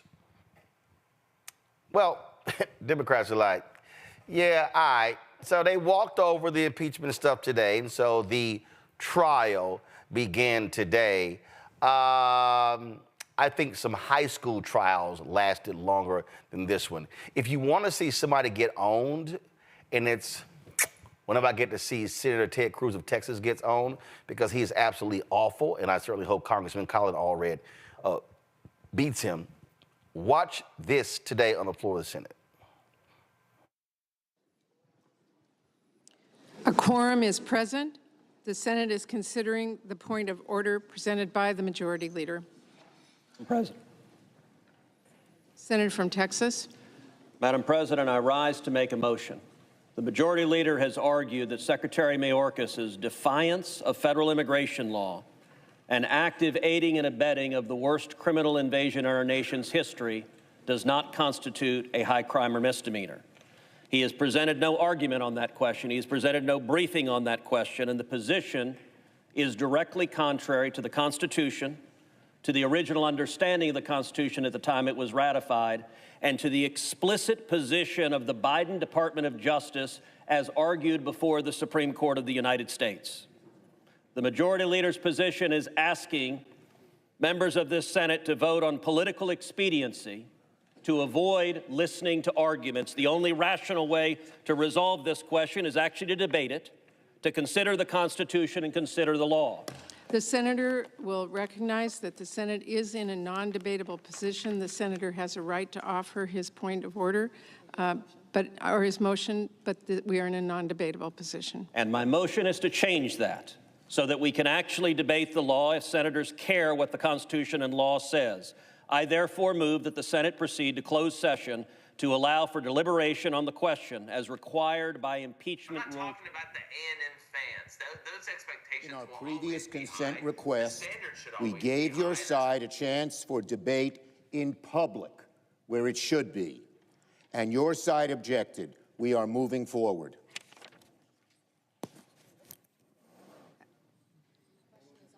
The question is on the motion. Ask for the yeas and nays. Is there a sufficient second? There is a sufficient second. The clerk will call the roll. A quorum is present. The Senate is considering the Bye, point of Ted. order presented by the majority. Bye, Ted. That's how you do it, Robert, because what you're dealing with is a whole bunch of fools. And so Schumer had to say, you're a liar, so let me go ahead and just smack you. Well, just so for the viewers who may not watch Senate hearings from the time they were in middle school like I did, what was going on there is Ted Cruz tried to make a motion to open debate to allow senators essentially to grandstand and give speeches about why Mayorkas should be impeached. It's not to present evidence or to change decisions, any of those things. Ted Cruz just wanted a soundbite that he could play on Fox News later for fundraising purposes. As you said, he's in a tight race with Colin Allred. But Chuck Schumer gave Republicans that opportunity a long time ago in a public forum. Republicans decided not to do so. So Ted Cruz was out of order parliamentary in attempting to raise that question or to open that debate up already. And this is why he was summarily pushed aside, because he had not even looked into the Senate rules to determine whether or not this question had already been called. And then the articles of impeachment come over and they're immediately dismissed also because the Republicans in the House failed to allege an actual high crime or misdemeanor. The difference being a quote-unquote dereliction of duty, as they claim, as being a high crime and misdemeanor. That will mean, well, we have a failing education system in this country, so we can impeach the Secretary of Education. We have potholes in the street, so we can impeach the Secretary of Transportation. We have a housing crisis, so we can impeach the Secretary of Housing and Urban Development. They would set a standard by which our government would grind to a halt the same way we're seeing the House of Representatives do so because of the one vote rule to call for the removal of the Speaker of the House. And luckily, we have a Senate that is controlled by Democrats, that has a parliamentarian, that has a majority leader that can actually keep these things in order, or else the Senate will descend into the exact same chaos we're seeing in the House right now. Well, that was not good enough for Cancun Ted, Gibbon. Yeah. What was it? Mr. Cruz, have fun at Texas. Or what was it? No, Mr. Cruz, how was Mexico? How's Cancun? Totally unserious. And so is the rest of his party. The Republican Party is completely in shambles. As Robert alluded to, on the other side of the Capitol, you got the House. They can pass absolutely nothing. They are led by an totally inept speaker who somehow, sort of rose his way up through the Louisiana state legislature, running unopposed cycle after cycle, and made it to Congress. And by, luck and good fortune for him, his party ousted Kevin McCarthy, and somehow this man we'd never heard of came to save the day. And look how it's turned out for him so far. He's on the verge of, another vote of no confidence. His colleagues can do absolutely nothing. You look at the rest of his party, they are currently led by a man who is facing 91 criminal indictments. He's sitting in a courtroom apparently trying to take a nap, poor thing. But there's other stuff going on that he should probably pay attention to in that courtroom. While his opponent, President Biden, is actually busy running the country and running for re-election. But, again, I guess what should we expect from people like Ted Cruz and the other members of his party? They can not govern, and that's what we saw today. Yep, Rafael Cruz sucks as usual, but I dare say probably the best back and forth. We showed you Maxwell Frost and Marjorie Taylor Greene. We showed you this here. I think that one between Jamie Raskin and James Comer was pretty intense. Press play. What business are they? I don't know what you're business talking were they about. in? What business are they in? You're talking about lots of people. There's lots of people in the family. I'm a farmer. I have land. Your I lease land. impeachment investigation must identify a high crime and misdemeanor. What did they do? I'll tell you what Joe Biden did. He was a senator of the United States. Then he wrote a book, and he said he made the most money he ever made in his life, millions of dollars on his book, and he gave $1 million away. That's what his family did. That's why Ukraine, Kazakhstan, Romania, China, Russia, that's why they paid the Biden family money because of Joe Biden? None of those governments paid anyone any money. Somebody needs therapy here, but it's nobody on our side of the aisle, okay? Because enough. No, back to the honestly, China hearing. Back to the China you hearing. had your chance. Order. I would like my time restored. Well, no, your time was I would expired. like no, you interrupted me. I want my time you restored. You had your time. You went above, and I'll let Ms. Thornton go a minute. You know what? Here, sit down, everybody. Come back. This is about China. We asked a simple question. Now, Ms. Presley, you're out of order. Sit down. Mr. Chairman. Mr. Chairman. No. Mr. Chairman. I don't know what who you're business talking were they about. in? Rebecca, here's the whole deal. James Comer, you are an idiot. You ain't got the goods. You ain't got them. And that's why when Moskowitz said, okay, since y'all got the goods, he said, I will move to impeach Joe Biden. He didn't even get a second because they ain't got it. I mean, he's like Elmer Fudd in that clip. Like, these are very unserious. We talking about China. What you talking about? We talking about China. Why did the Biden family do that? Why did they do that? I mean, it's Elmer Can somebody Fudd. pass me some crawfish? Why did they do that? We talking about China. I don't know what the hell we talking about up here. You out of order. And then he told Ayanna Pressley to sit down. I wish he would try to tell me to sit down. You can't make me sit down. You know, these people are completely unserious. Even like the rodeo clown that is Ted Cruz, also unserious. I mean, these are people without principles. Even with Ted Cruz, Donald Trump literally talked about his wife like a dog. And then he turned around and endorsed Trump, and then stumped for Trump to get Trump elected. So if he isn't able, if he's unwilling to protect his own wife, to protect his own family, then he certainly is not willing to protect the interests of the people in the state of Texas. And guess what? If you're in Texas, you get to send Ted Cruz to Cancun on vacation permanently because in November 2024, he's up for re-election. And guess what this means? This is a statewide race. There's no gerrymandered districts. So if enough people turn out to vote, they could vote Ted Cruz out of the Senate because just like Marjorie Taylor Greene, he's insufferable. These aren't serious people. And so I'm hoping that in this election cycle that Americans actually elect serious people to do the business of the country. There's so many things that are happening in the international space, and there's so many things that are happening domestically. And we actually need people who are going to Congress to actually try to pass bills into laws because we have a lot of work that needs to be done. And election day is again November 5th. Roland, can I say one thing? Yeah, Gavin, go ahead. I know we're up here like joking, and it's really funny, but like the consequences are really grave. A large portion of the American people have completely lost faith in their government, especially the United States Congress. The last Congress was the least productive Congress in a very long time. Nope, fact check. The last Republican-led Congress. Of course, the last Republican-led Congress was the least productive in a very long time. People see that, people see this clip, and they're like, what the hell is my government doing for me? They check completely out of the government process. These lies that, Marjorie Taylor Greene and others are spewing, Donald Trump. In fact, 34%, I believe, of Republicans believe that the FBI orchestrated January 6th. Just let that sit in.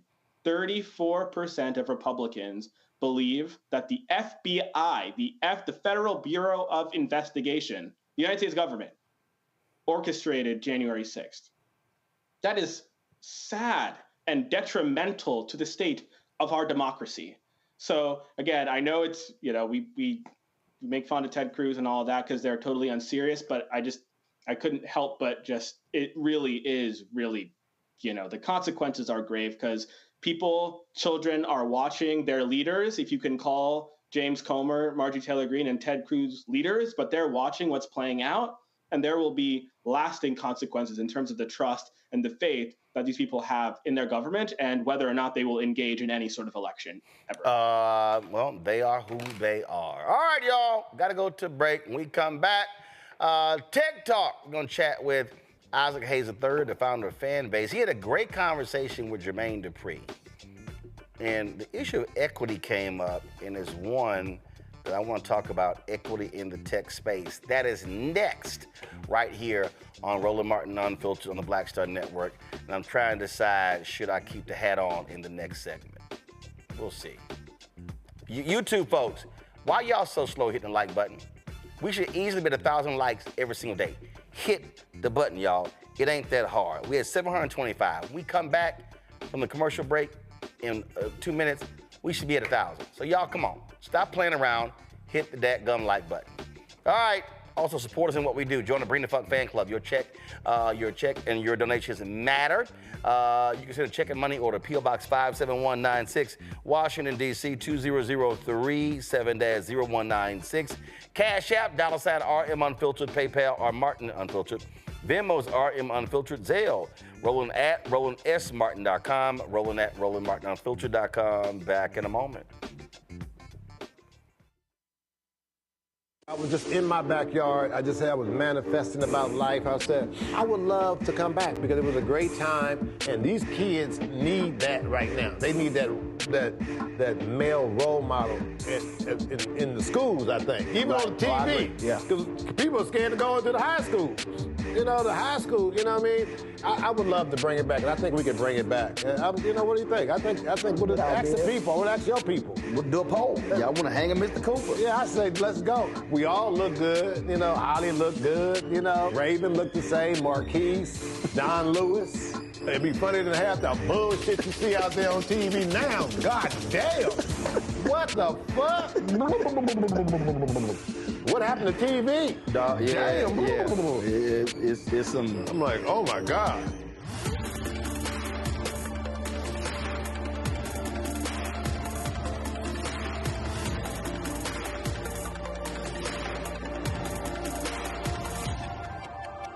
The next, A Balanced Life with me, Dr. Jackie, how to live the dream without it turning into a royal nightmare.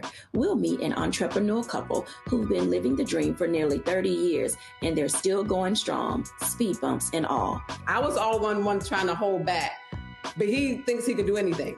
He's like, no, we're going to do it. You know, let's do it. Let's just jump into it. And it has worked. It's a thing of beauty, literally. That's all next on A Balanced Life on Black Star Network. Fanbase is pioneering a new era of social media for the creator economy. This next generation social media app with over 600,000 users is raising $17 million, and now is your chance to invest.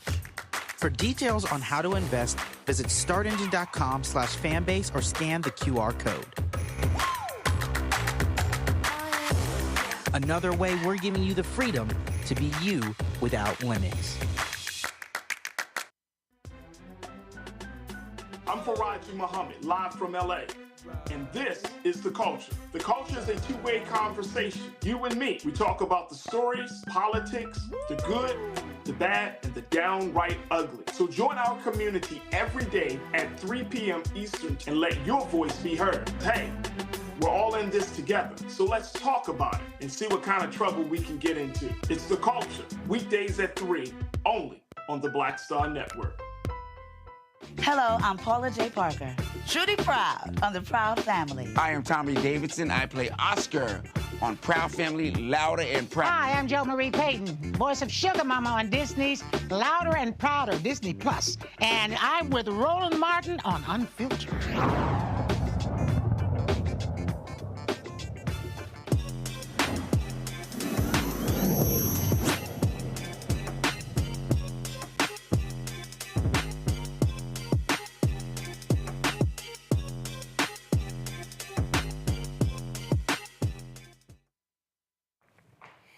All right, folks, welcome back to Roland Martin Unfiltered. So, you know, one of the things that we try to talk about on this show is for us to have a better understanding of business and decisions that we actually make. And what we often talk about is that what's happening now in this social media space, Black people, we literally are making a lot of non-Black people rich. I mean, we over-index on all of the apps. When YouTube dropped, Twitter dropped, Facebook dropped, Clubhouse dropped, Vine dropped, Instagram dropped, go on and on and on.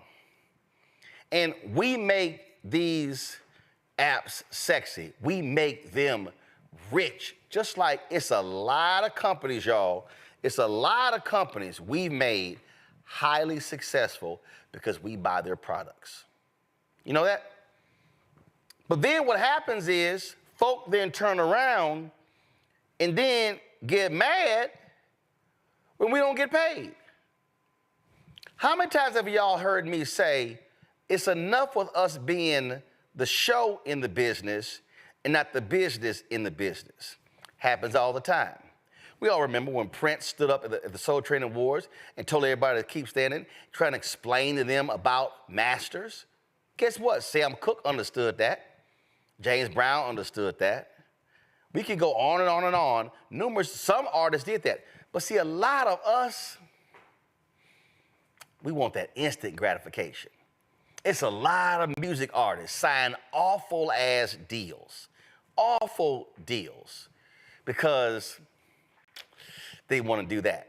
If you read Luther Campbell's book, he talks about in his book how after he would do shows, he would be back there in the show counting out $20,000, $30,000, $40,000.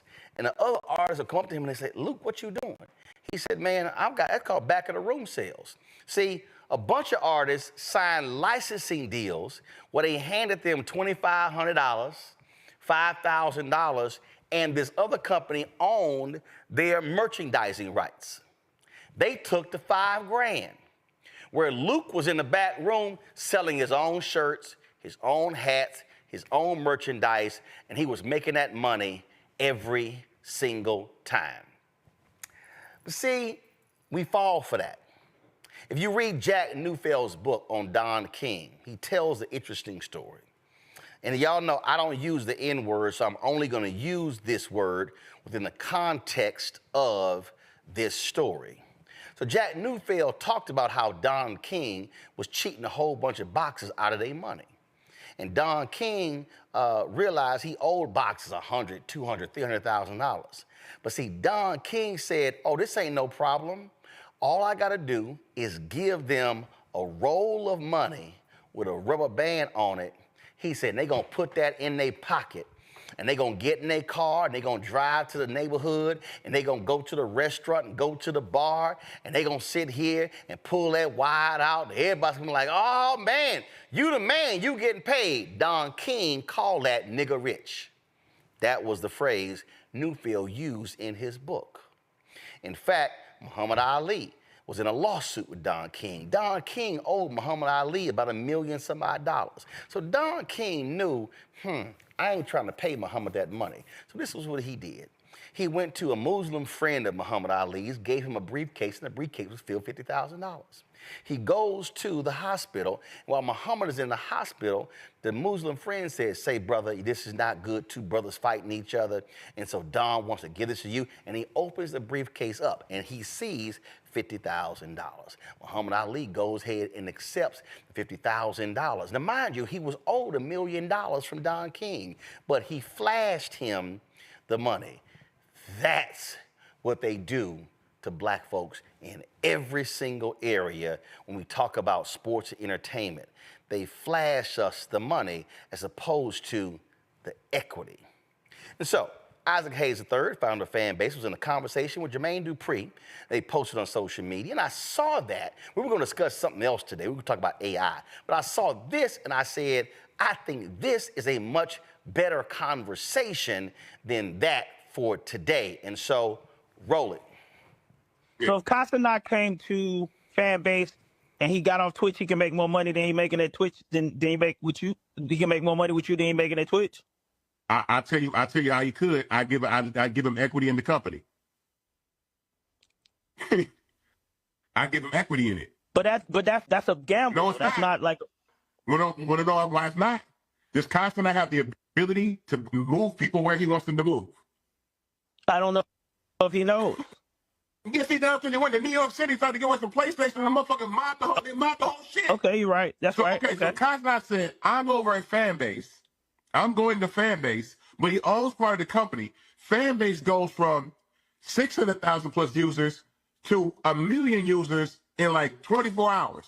That means then Fanbase becomes $1 billion company. Now, the same people that invested in all them companies, ripping all of that failed, look at me like, oh shit, we got to go get $100 million because he's about to blow up. It's like I always but that's you. But I'm saying yes, you. So how do we get Kosnat that money though? That's what I'm saying. How do we get because they'll have equity. Because they'll have equity in the company. But equity.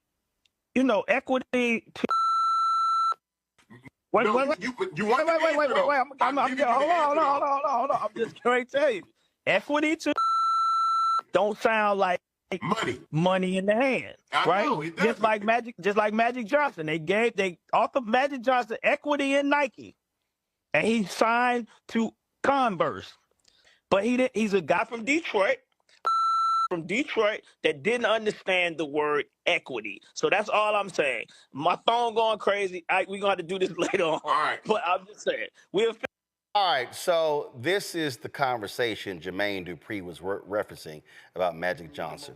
Watch this. Winning the national championship, and 3 companies came in: Converse, Adidas, and Nike. Nike was just a year or 2 old. Converse offered me the most money. So, you know, when you grow up broke, you take the money. Phil Knight came in and said, hey, I can't offer you the same type of money, but I can offer you stock.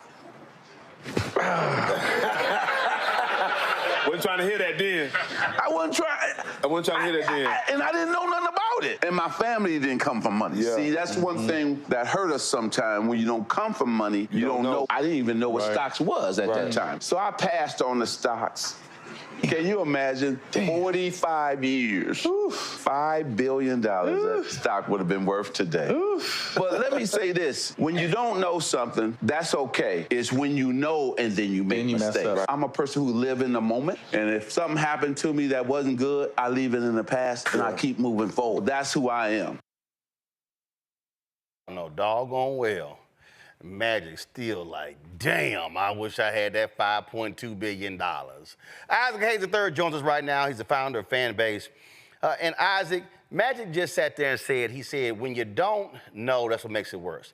The reality is, the brother who you were talking about and cats today, they know. It's all around. Everybody is talking about it. But the reality is, a lot of us want to go for that quick money in our hand, not realizing that if they are paying you X, they making 4, 5, 6, 10, 20 times more money, you making them rich. So the young brother you're talking about, he's huge on Twitch. How much is Twitch valued at? Twitch is valued at $45 billion. Whoa, hold up. This young brother is one of the biggest folks on Twitch, but Twitch is valued at 45 billion? 45 billion. And I guarantee you this brother ain't worth 450 million. He'll get there. I think he'll get there, but he has to make the type of moves that I'm offering. He's going to have to do those type of deals. Something interesting. Somebody pointed out something interesting to me today about equity, in that there's another streamer, this kid named Aiden Ross.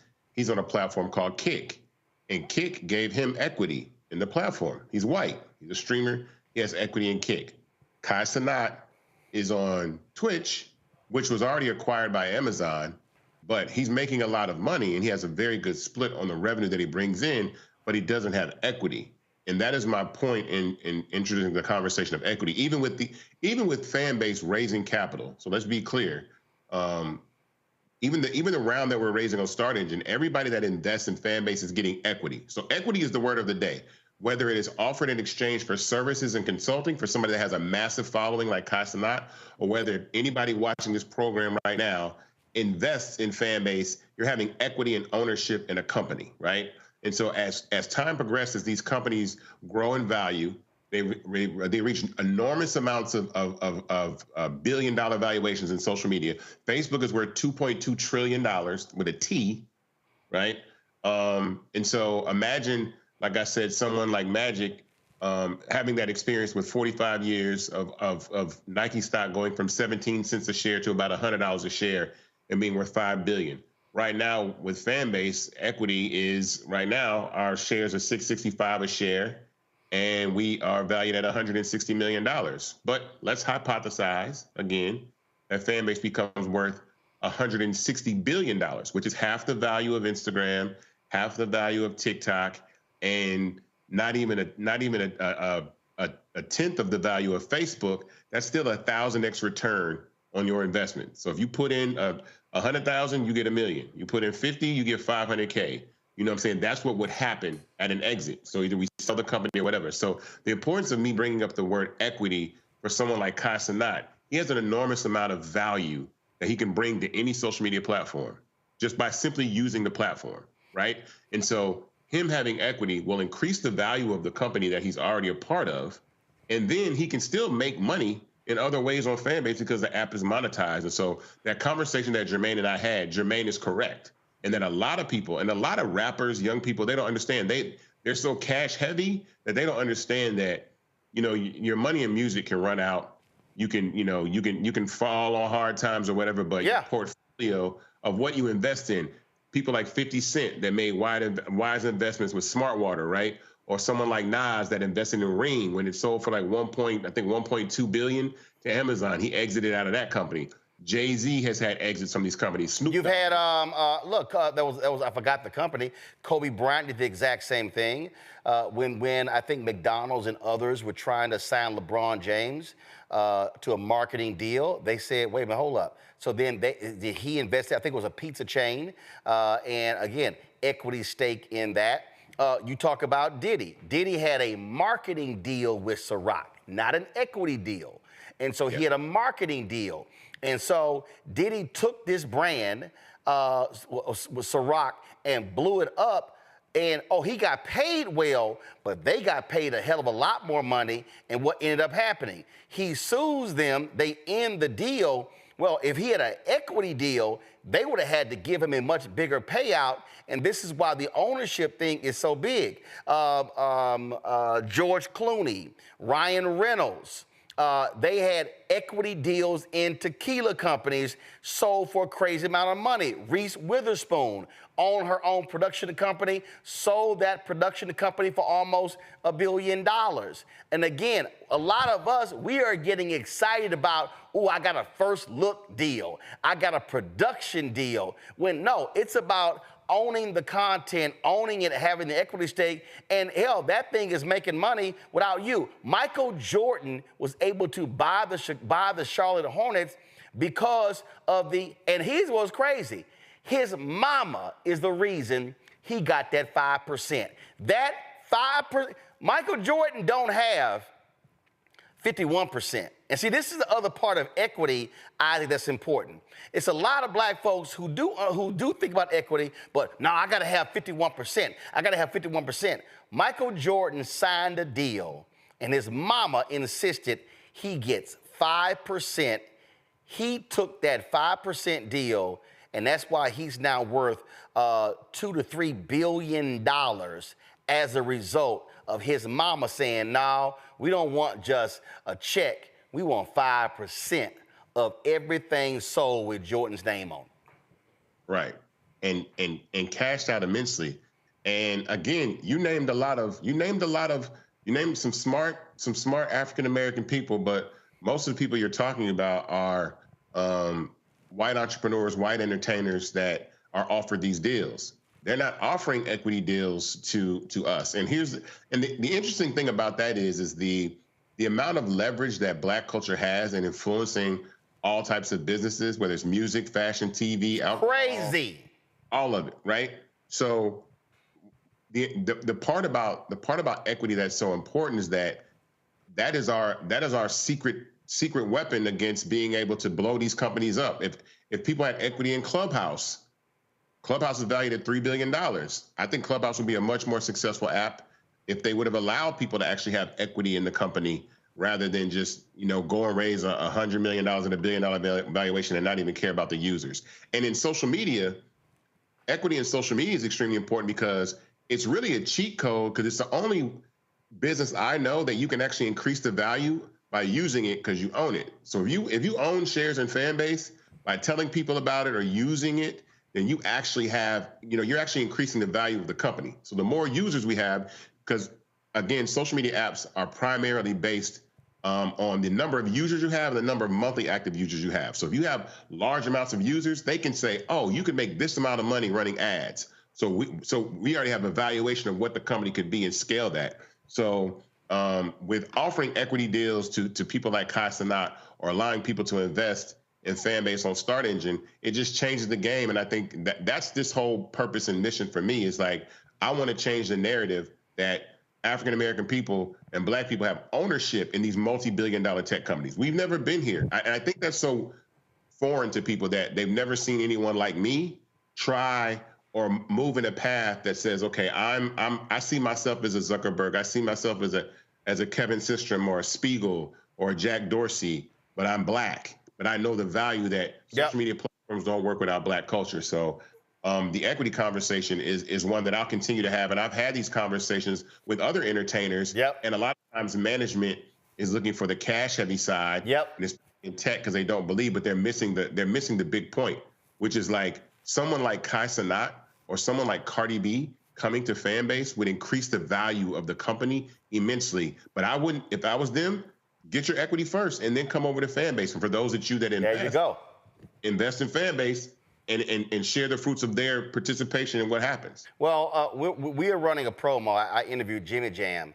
And in the interview, he talked about how clubs in Minneapolis would not let them perform. And then they went ahead and booked their own venue, had 1,500 folks there, and the clubs were empty. And they were like, yo, where in the hell are people at? They said, oh, they at that party for the band y'all wouldn't book. And then the band started calling. They were like, yeah, nah, we're good.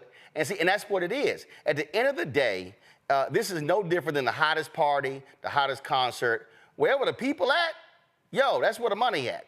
And too often what's happening is we are devaluing ourselves by taking the short money, which requires us to keep doing all the work. Meaning we got to keep, listen, why do you have so many of these Black entertainers who are 70, 75, and 80 and 85 because they still on stage? They still performing because they don't own publishing.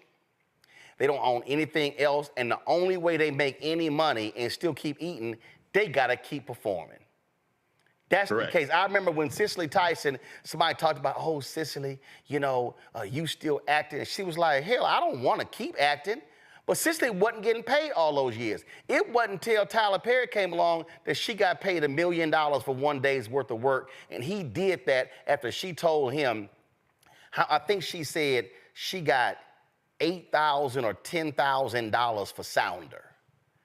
And he was stunned. He paid her $1 million for a day of work. It was the most money she ever gotten paid. And so that's what people are realizing. So when we talk about equity, this allows for you where you don't have to work because the value of that company is going up. And then how the tax code works, when you start talking about capital gains, stuff along those lines, okay, Elon Musk, the richest man in the world, he ain't got $44 billion in the bank, or whatever his number is. The reality is he is able to go to a bank, leverage his stock, and go buy whatever he wants to, and then his tax liability is low because you don't actually have to pay on that until you actually pull it out. That's why the rich folks want to keep the capital gains tax rate exactly where it is, and they actually want to be lower as well. And so this is a conversation that we as Black folks have got to have because we want to understand building wealth. Equity is the way folk build wealth. Just like we talk about home equity. It's the same thing. What's the equity that you have in something that you own? Right. And the value of houses increase or decrease, and you can actually pull from the value of your home and equity. So I want to shift this conversation to equity for the people that are watching, right? So, and I come on here and talk about Fanbase, all the time in our race. So We're raising $17 million. Anybody that wants to invest and have equity, I'm gonna keep using that word. If you want equity in a social media platform that is on the rise, then go to startengine.com/fanbase and invest. The minimum to invest in Fanbase is $399, and that buys you shares of the company. So you are actually an owner in the company and actually have equity. We're almost at $800,000 raised right now. You can go to startengine.com to invest. And that's important because these companies, again, reach $100 billion valuations. I'm not in this to try to flip Fanbase and be a tech founder that says, oh, I was in tech and made a bunch of money. I see the enormous amount of value that the Black community brings to platforms like Twitter, when they were on there with Black Twitter, Clubhouse, Instagram, TikTok with the dances, all this. So I said, if we don't own infrastructure, and what I was telling Jermaine Dupri is like, if we don't own the infrastructure, we're always customers to things we make popular. We are customers. Everybody on TikTok is a customer to TikTok. They're a customer to Instagram. They're a customer to Clubhouse and Facebook and all these platforms. They don't have any ownership in them. And what typically what these platforms do is they find one or two people to pay and make wealthy and say, okay, see, look, we made them rich. But really, the goal is not to make one person rich to say you've done your job. My goal is to allow everybody a shot at the American dream, a piece of the pie to actually hone equity in a tech startup. And again, I'll repeat this: the fastest way to build wealth in the United States of America right now is technology, is tech companies. It's not real estate, it's tech.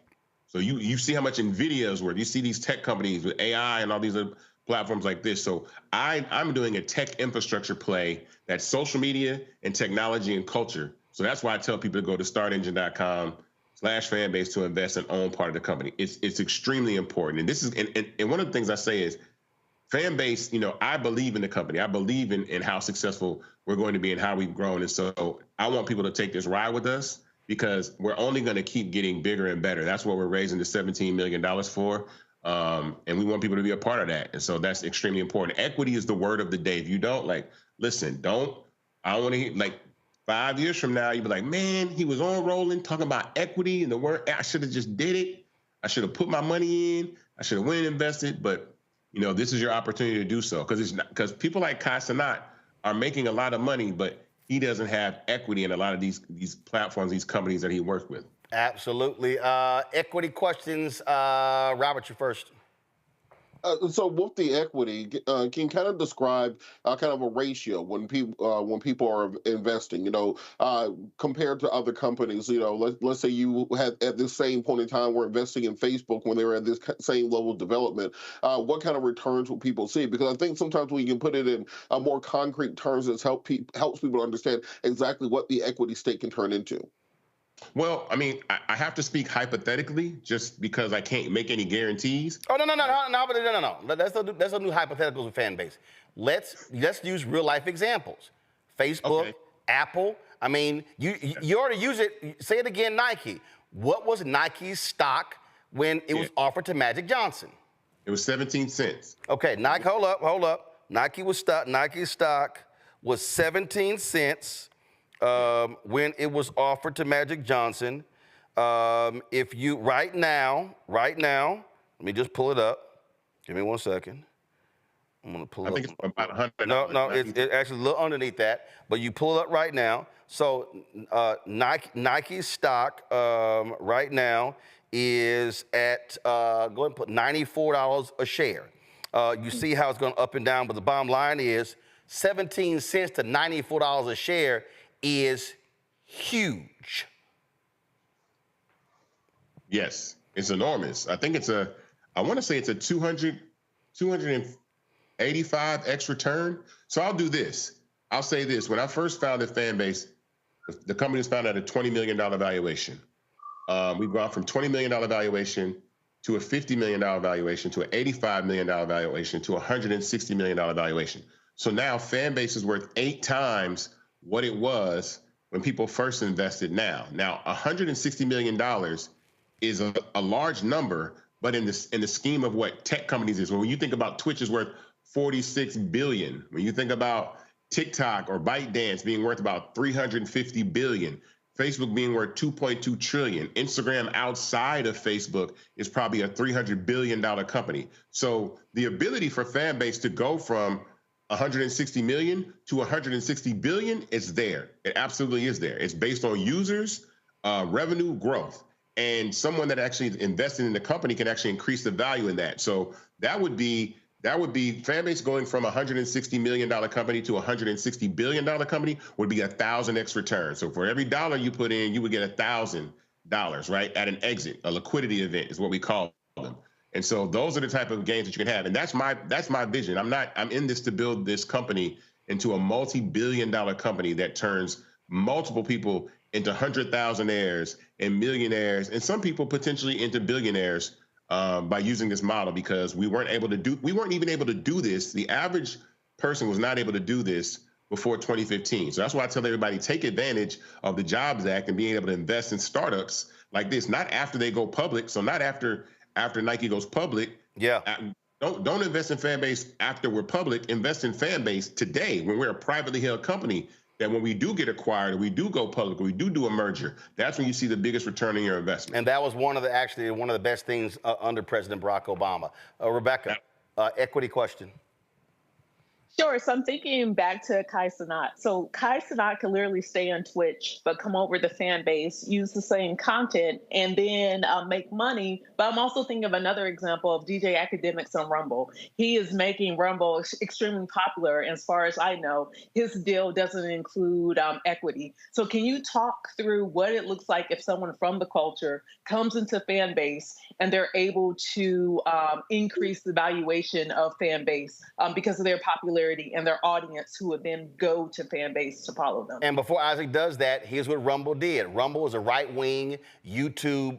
It was created as a competitor for YouTube, right-wing. But then the folks are like, yeah, you know what? We can't just have all these neo-Nazis and other people on here. So what did they do? They went and got a deal with DJ Academics and to do what? Bring his audience over there.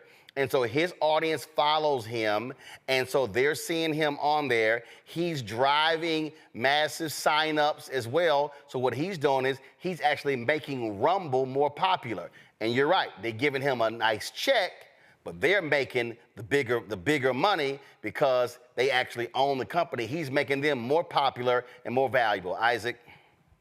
Yeah, so that's the capitalization table, the cap table. Those are words you're gonna hear all the time. Who's on the cap table? Academics is not on the cap table of Rumble. Kai Cenat is not on the cap table of Twitch. Aiden Ross is on the cap table of Kick. There's a difference. Again, I'm just saying that Jake Paul, Logan Paul, they're on the cap tables of a lot of these companies that they're involved with. They give these people equity in these companies. They give our young Black creators cash, money, which is cool, and they're gonna be handsomely paid. But the value that Kai Cenat brings, right, to anywhere that he decides to move, and I even said this on another post, I wouldn't even want him to leave Twitch. He doesn't have to leave Twitch entirely.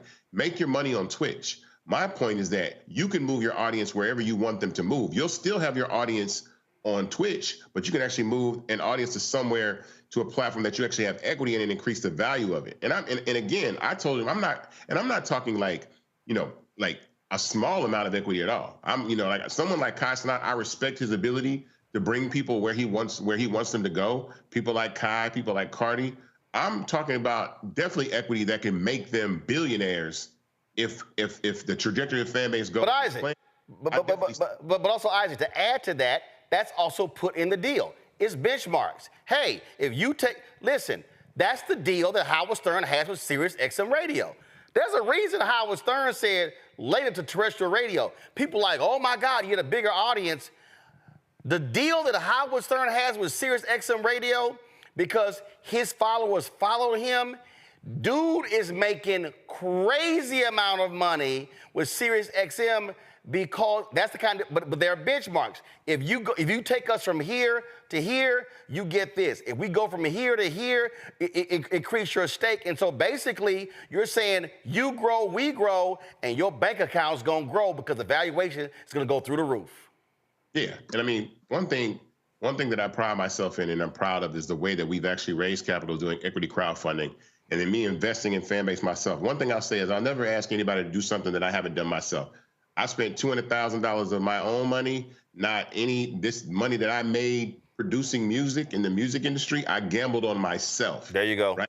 So that $400,000 saved me about 20% of equity that I would have had to give away, right? So I understand the value of equity because I understand the value of music publishing. Music publishing is equity in the songs. When you say how much publishing, how much ownership do you have in the copyright, right? Or what percentage do you own of the masters? So that was an easy translation for me going from music to tech, because I said, oh, okay, cool. So I know that the more equity that I have in Fanbase, I can actually be able to raise capital and get more money to run the company, or do equity deals, partnerships, where people are offered stock options, and like Magic Johnson got offered in Nike, where I say, I don't have a bunch of cash to pay you. Fanbase doesn't have Fanbase ain't got millions of dollars to pay Kai Cenat and millions of dollars, to pay some of these artists, because they're going to make millions of dollars. Kai Cenat makes $400,000 a month on Twitch. He makes $400,000 a month on Twitch.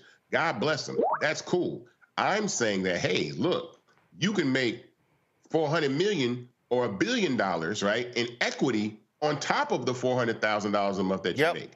And that's my point about saying, and then for the retail investors that want to invest in Fanbase, you can have equity in Fanbase and grow along with Kai Cenat or whoever comes onto the platform. And again, my mission is to get those types of creators on the platform.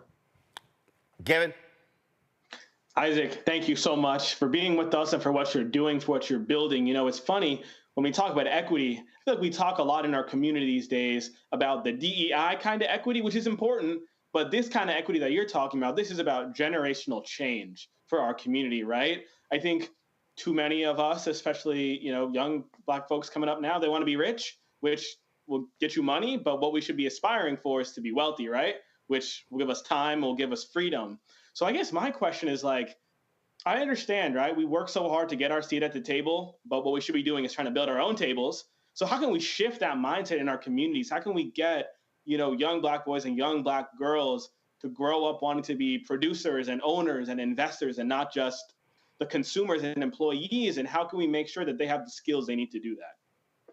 Well, I mean, one of the things I think is look at the examples that you have of people that have done it that way. People like Tyler Perry, right? People that have built companies from the ground up and see the value of the wealth they've created, these producers and songwriters and artists, right? And Pinky Cole was Slutty Vegan and all these, these businesses that are built. A lot of places in America, we never see people that look like us in those positions of power and don't think that those things are achievable. We look at, Oprah and Tyler Perry as unicorns and mystic, beings that could rarely exist and ever. And really, if we focus the power of our community inward, right, we have $2.2 trillion worth of spending, or $1.8 trillion of annual spending in the Black community, and directed that back into investing in ourselves, investing in our own businesses, then we would create generational wealth. And I'm saying with social media, it's literally like, I posted this tweet the other day.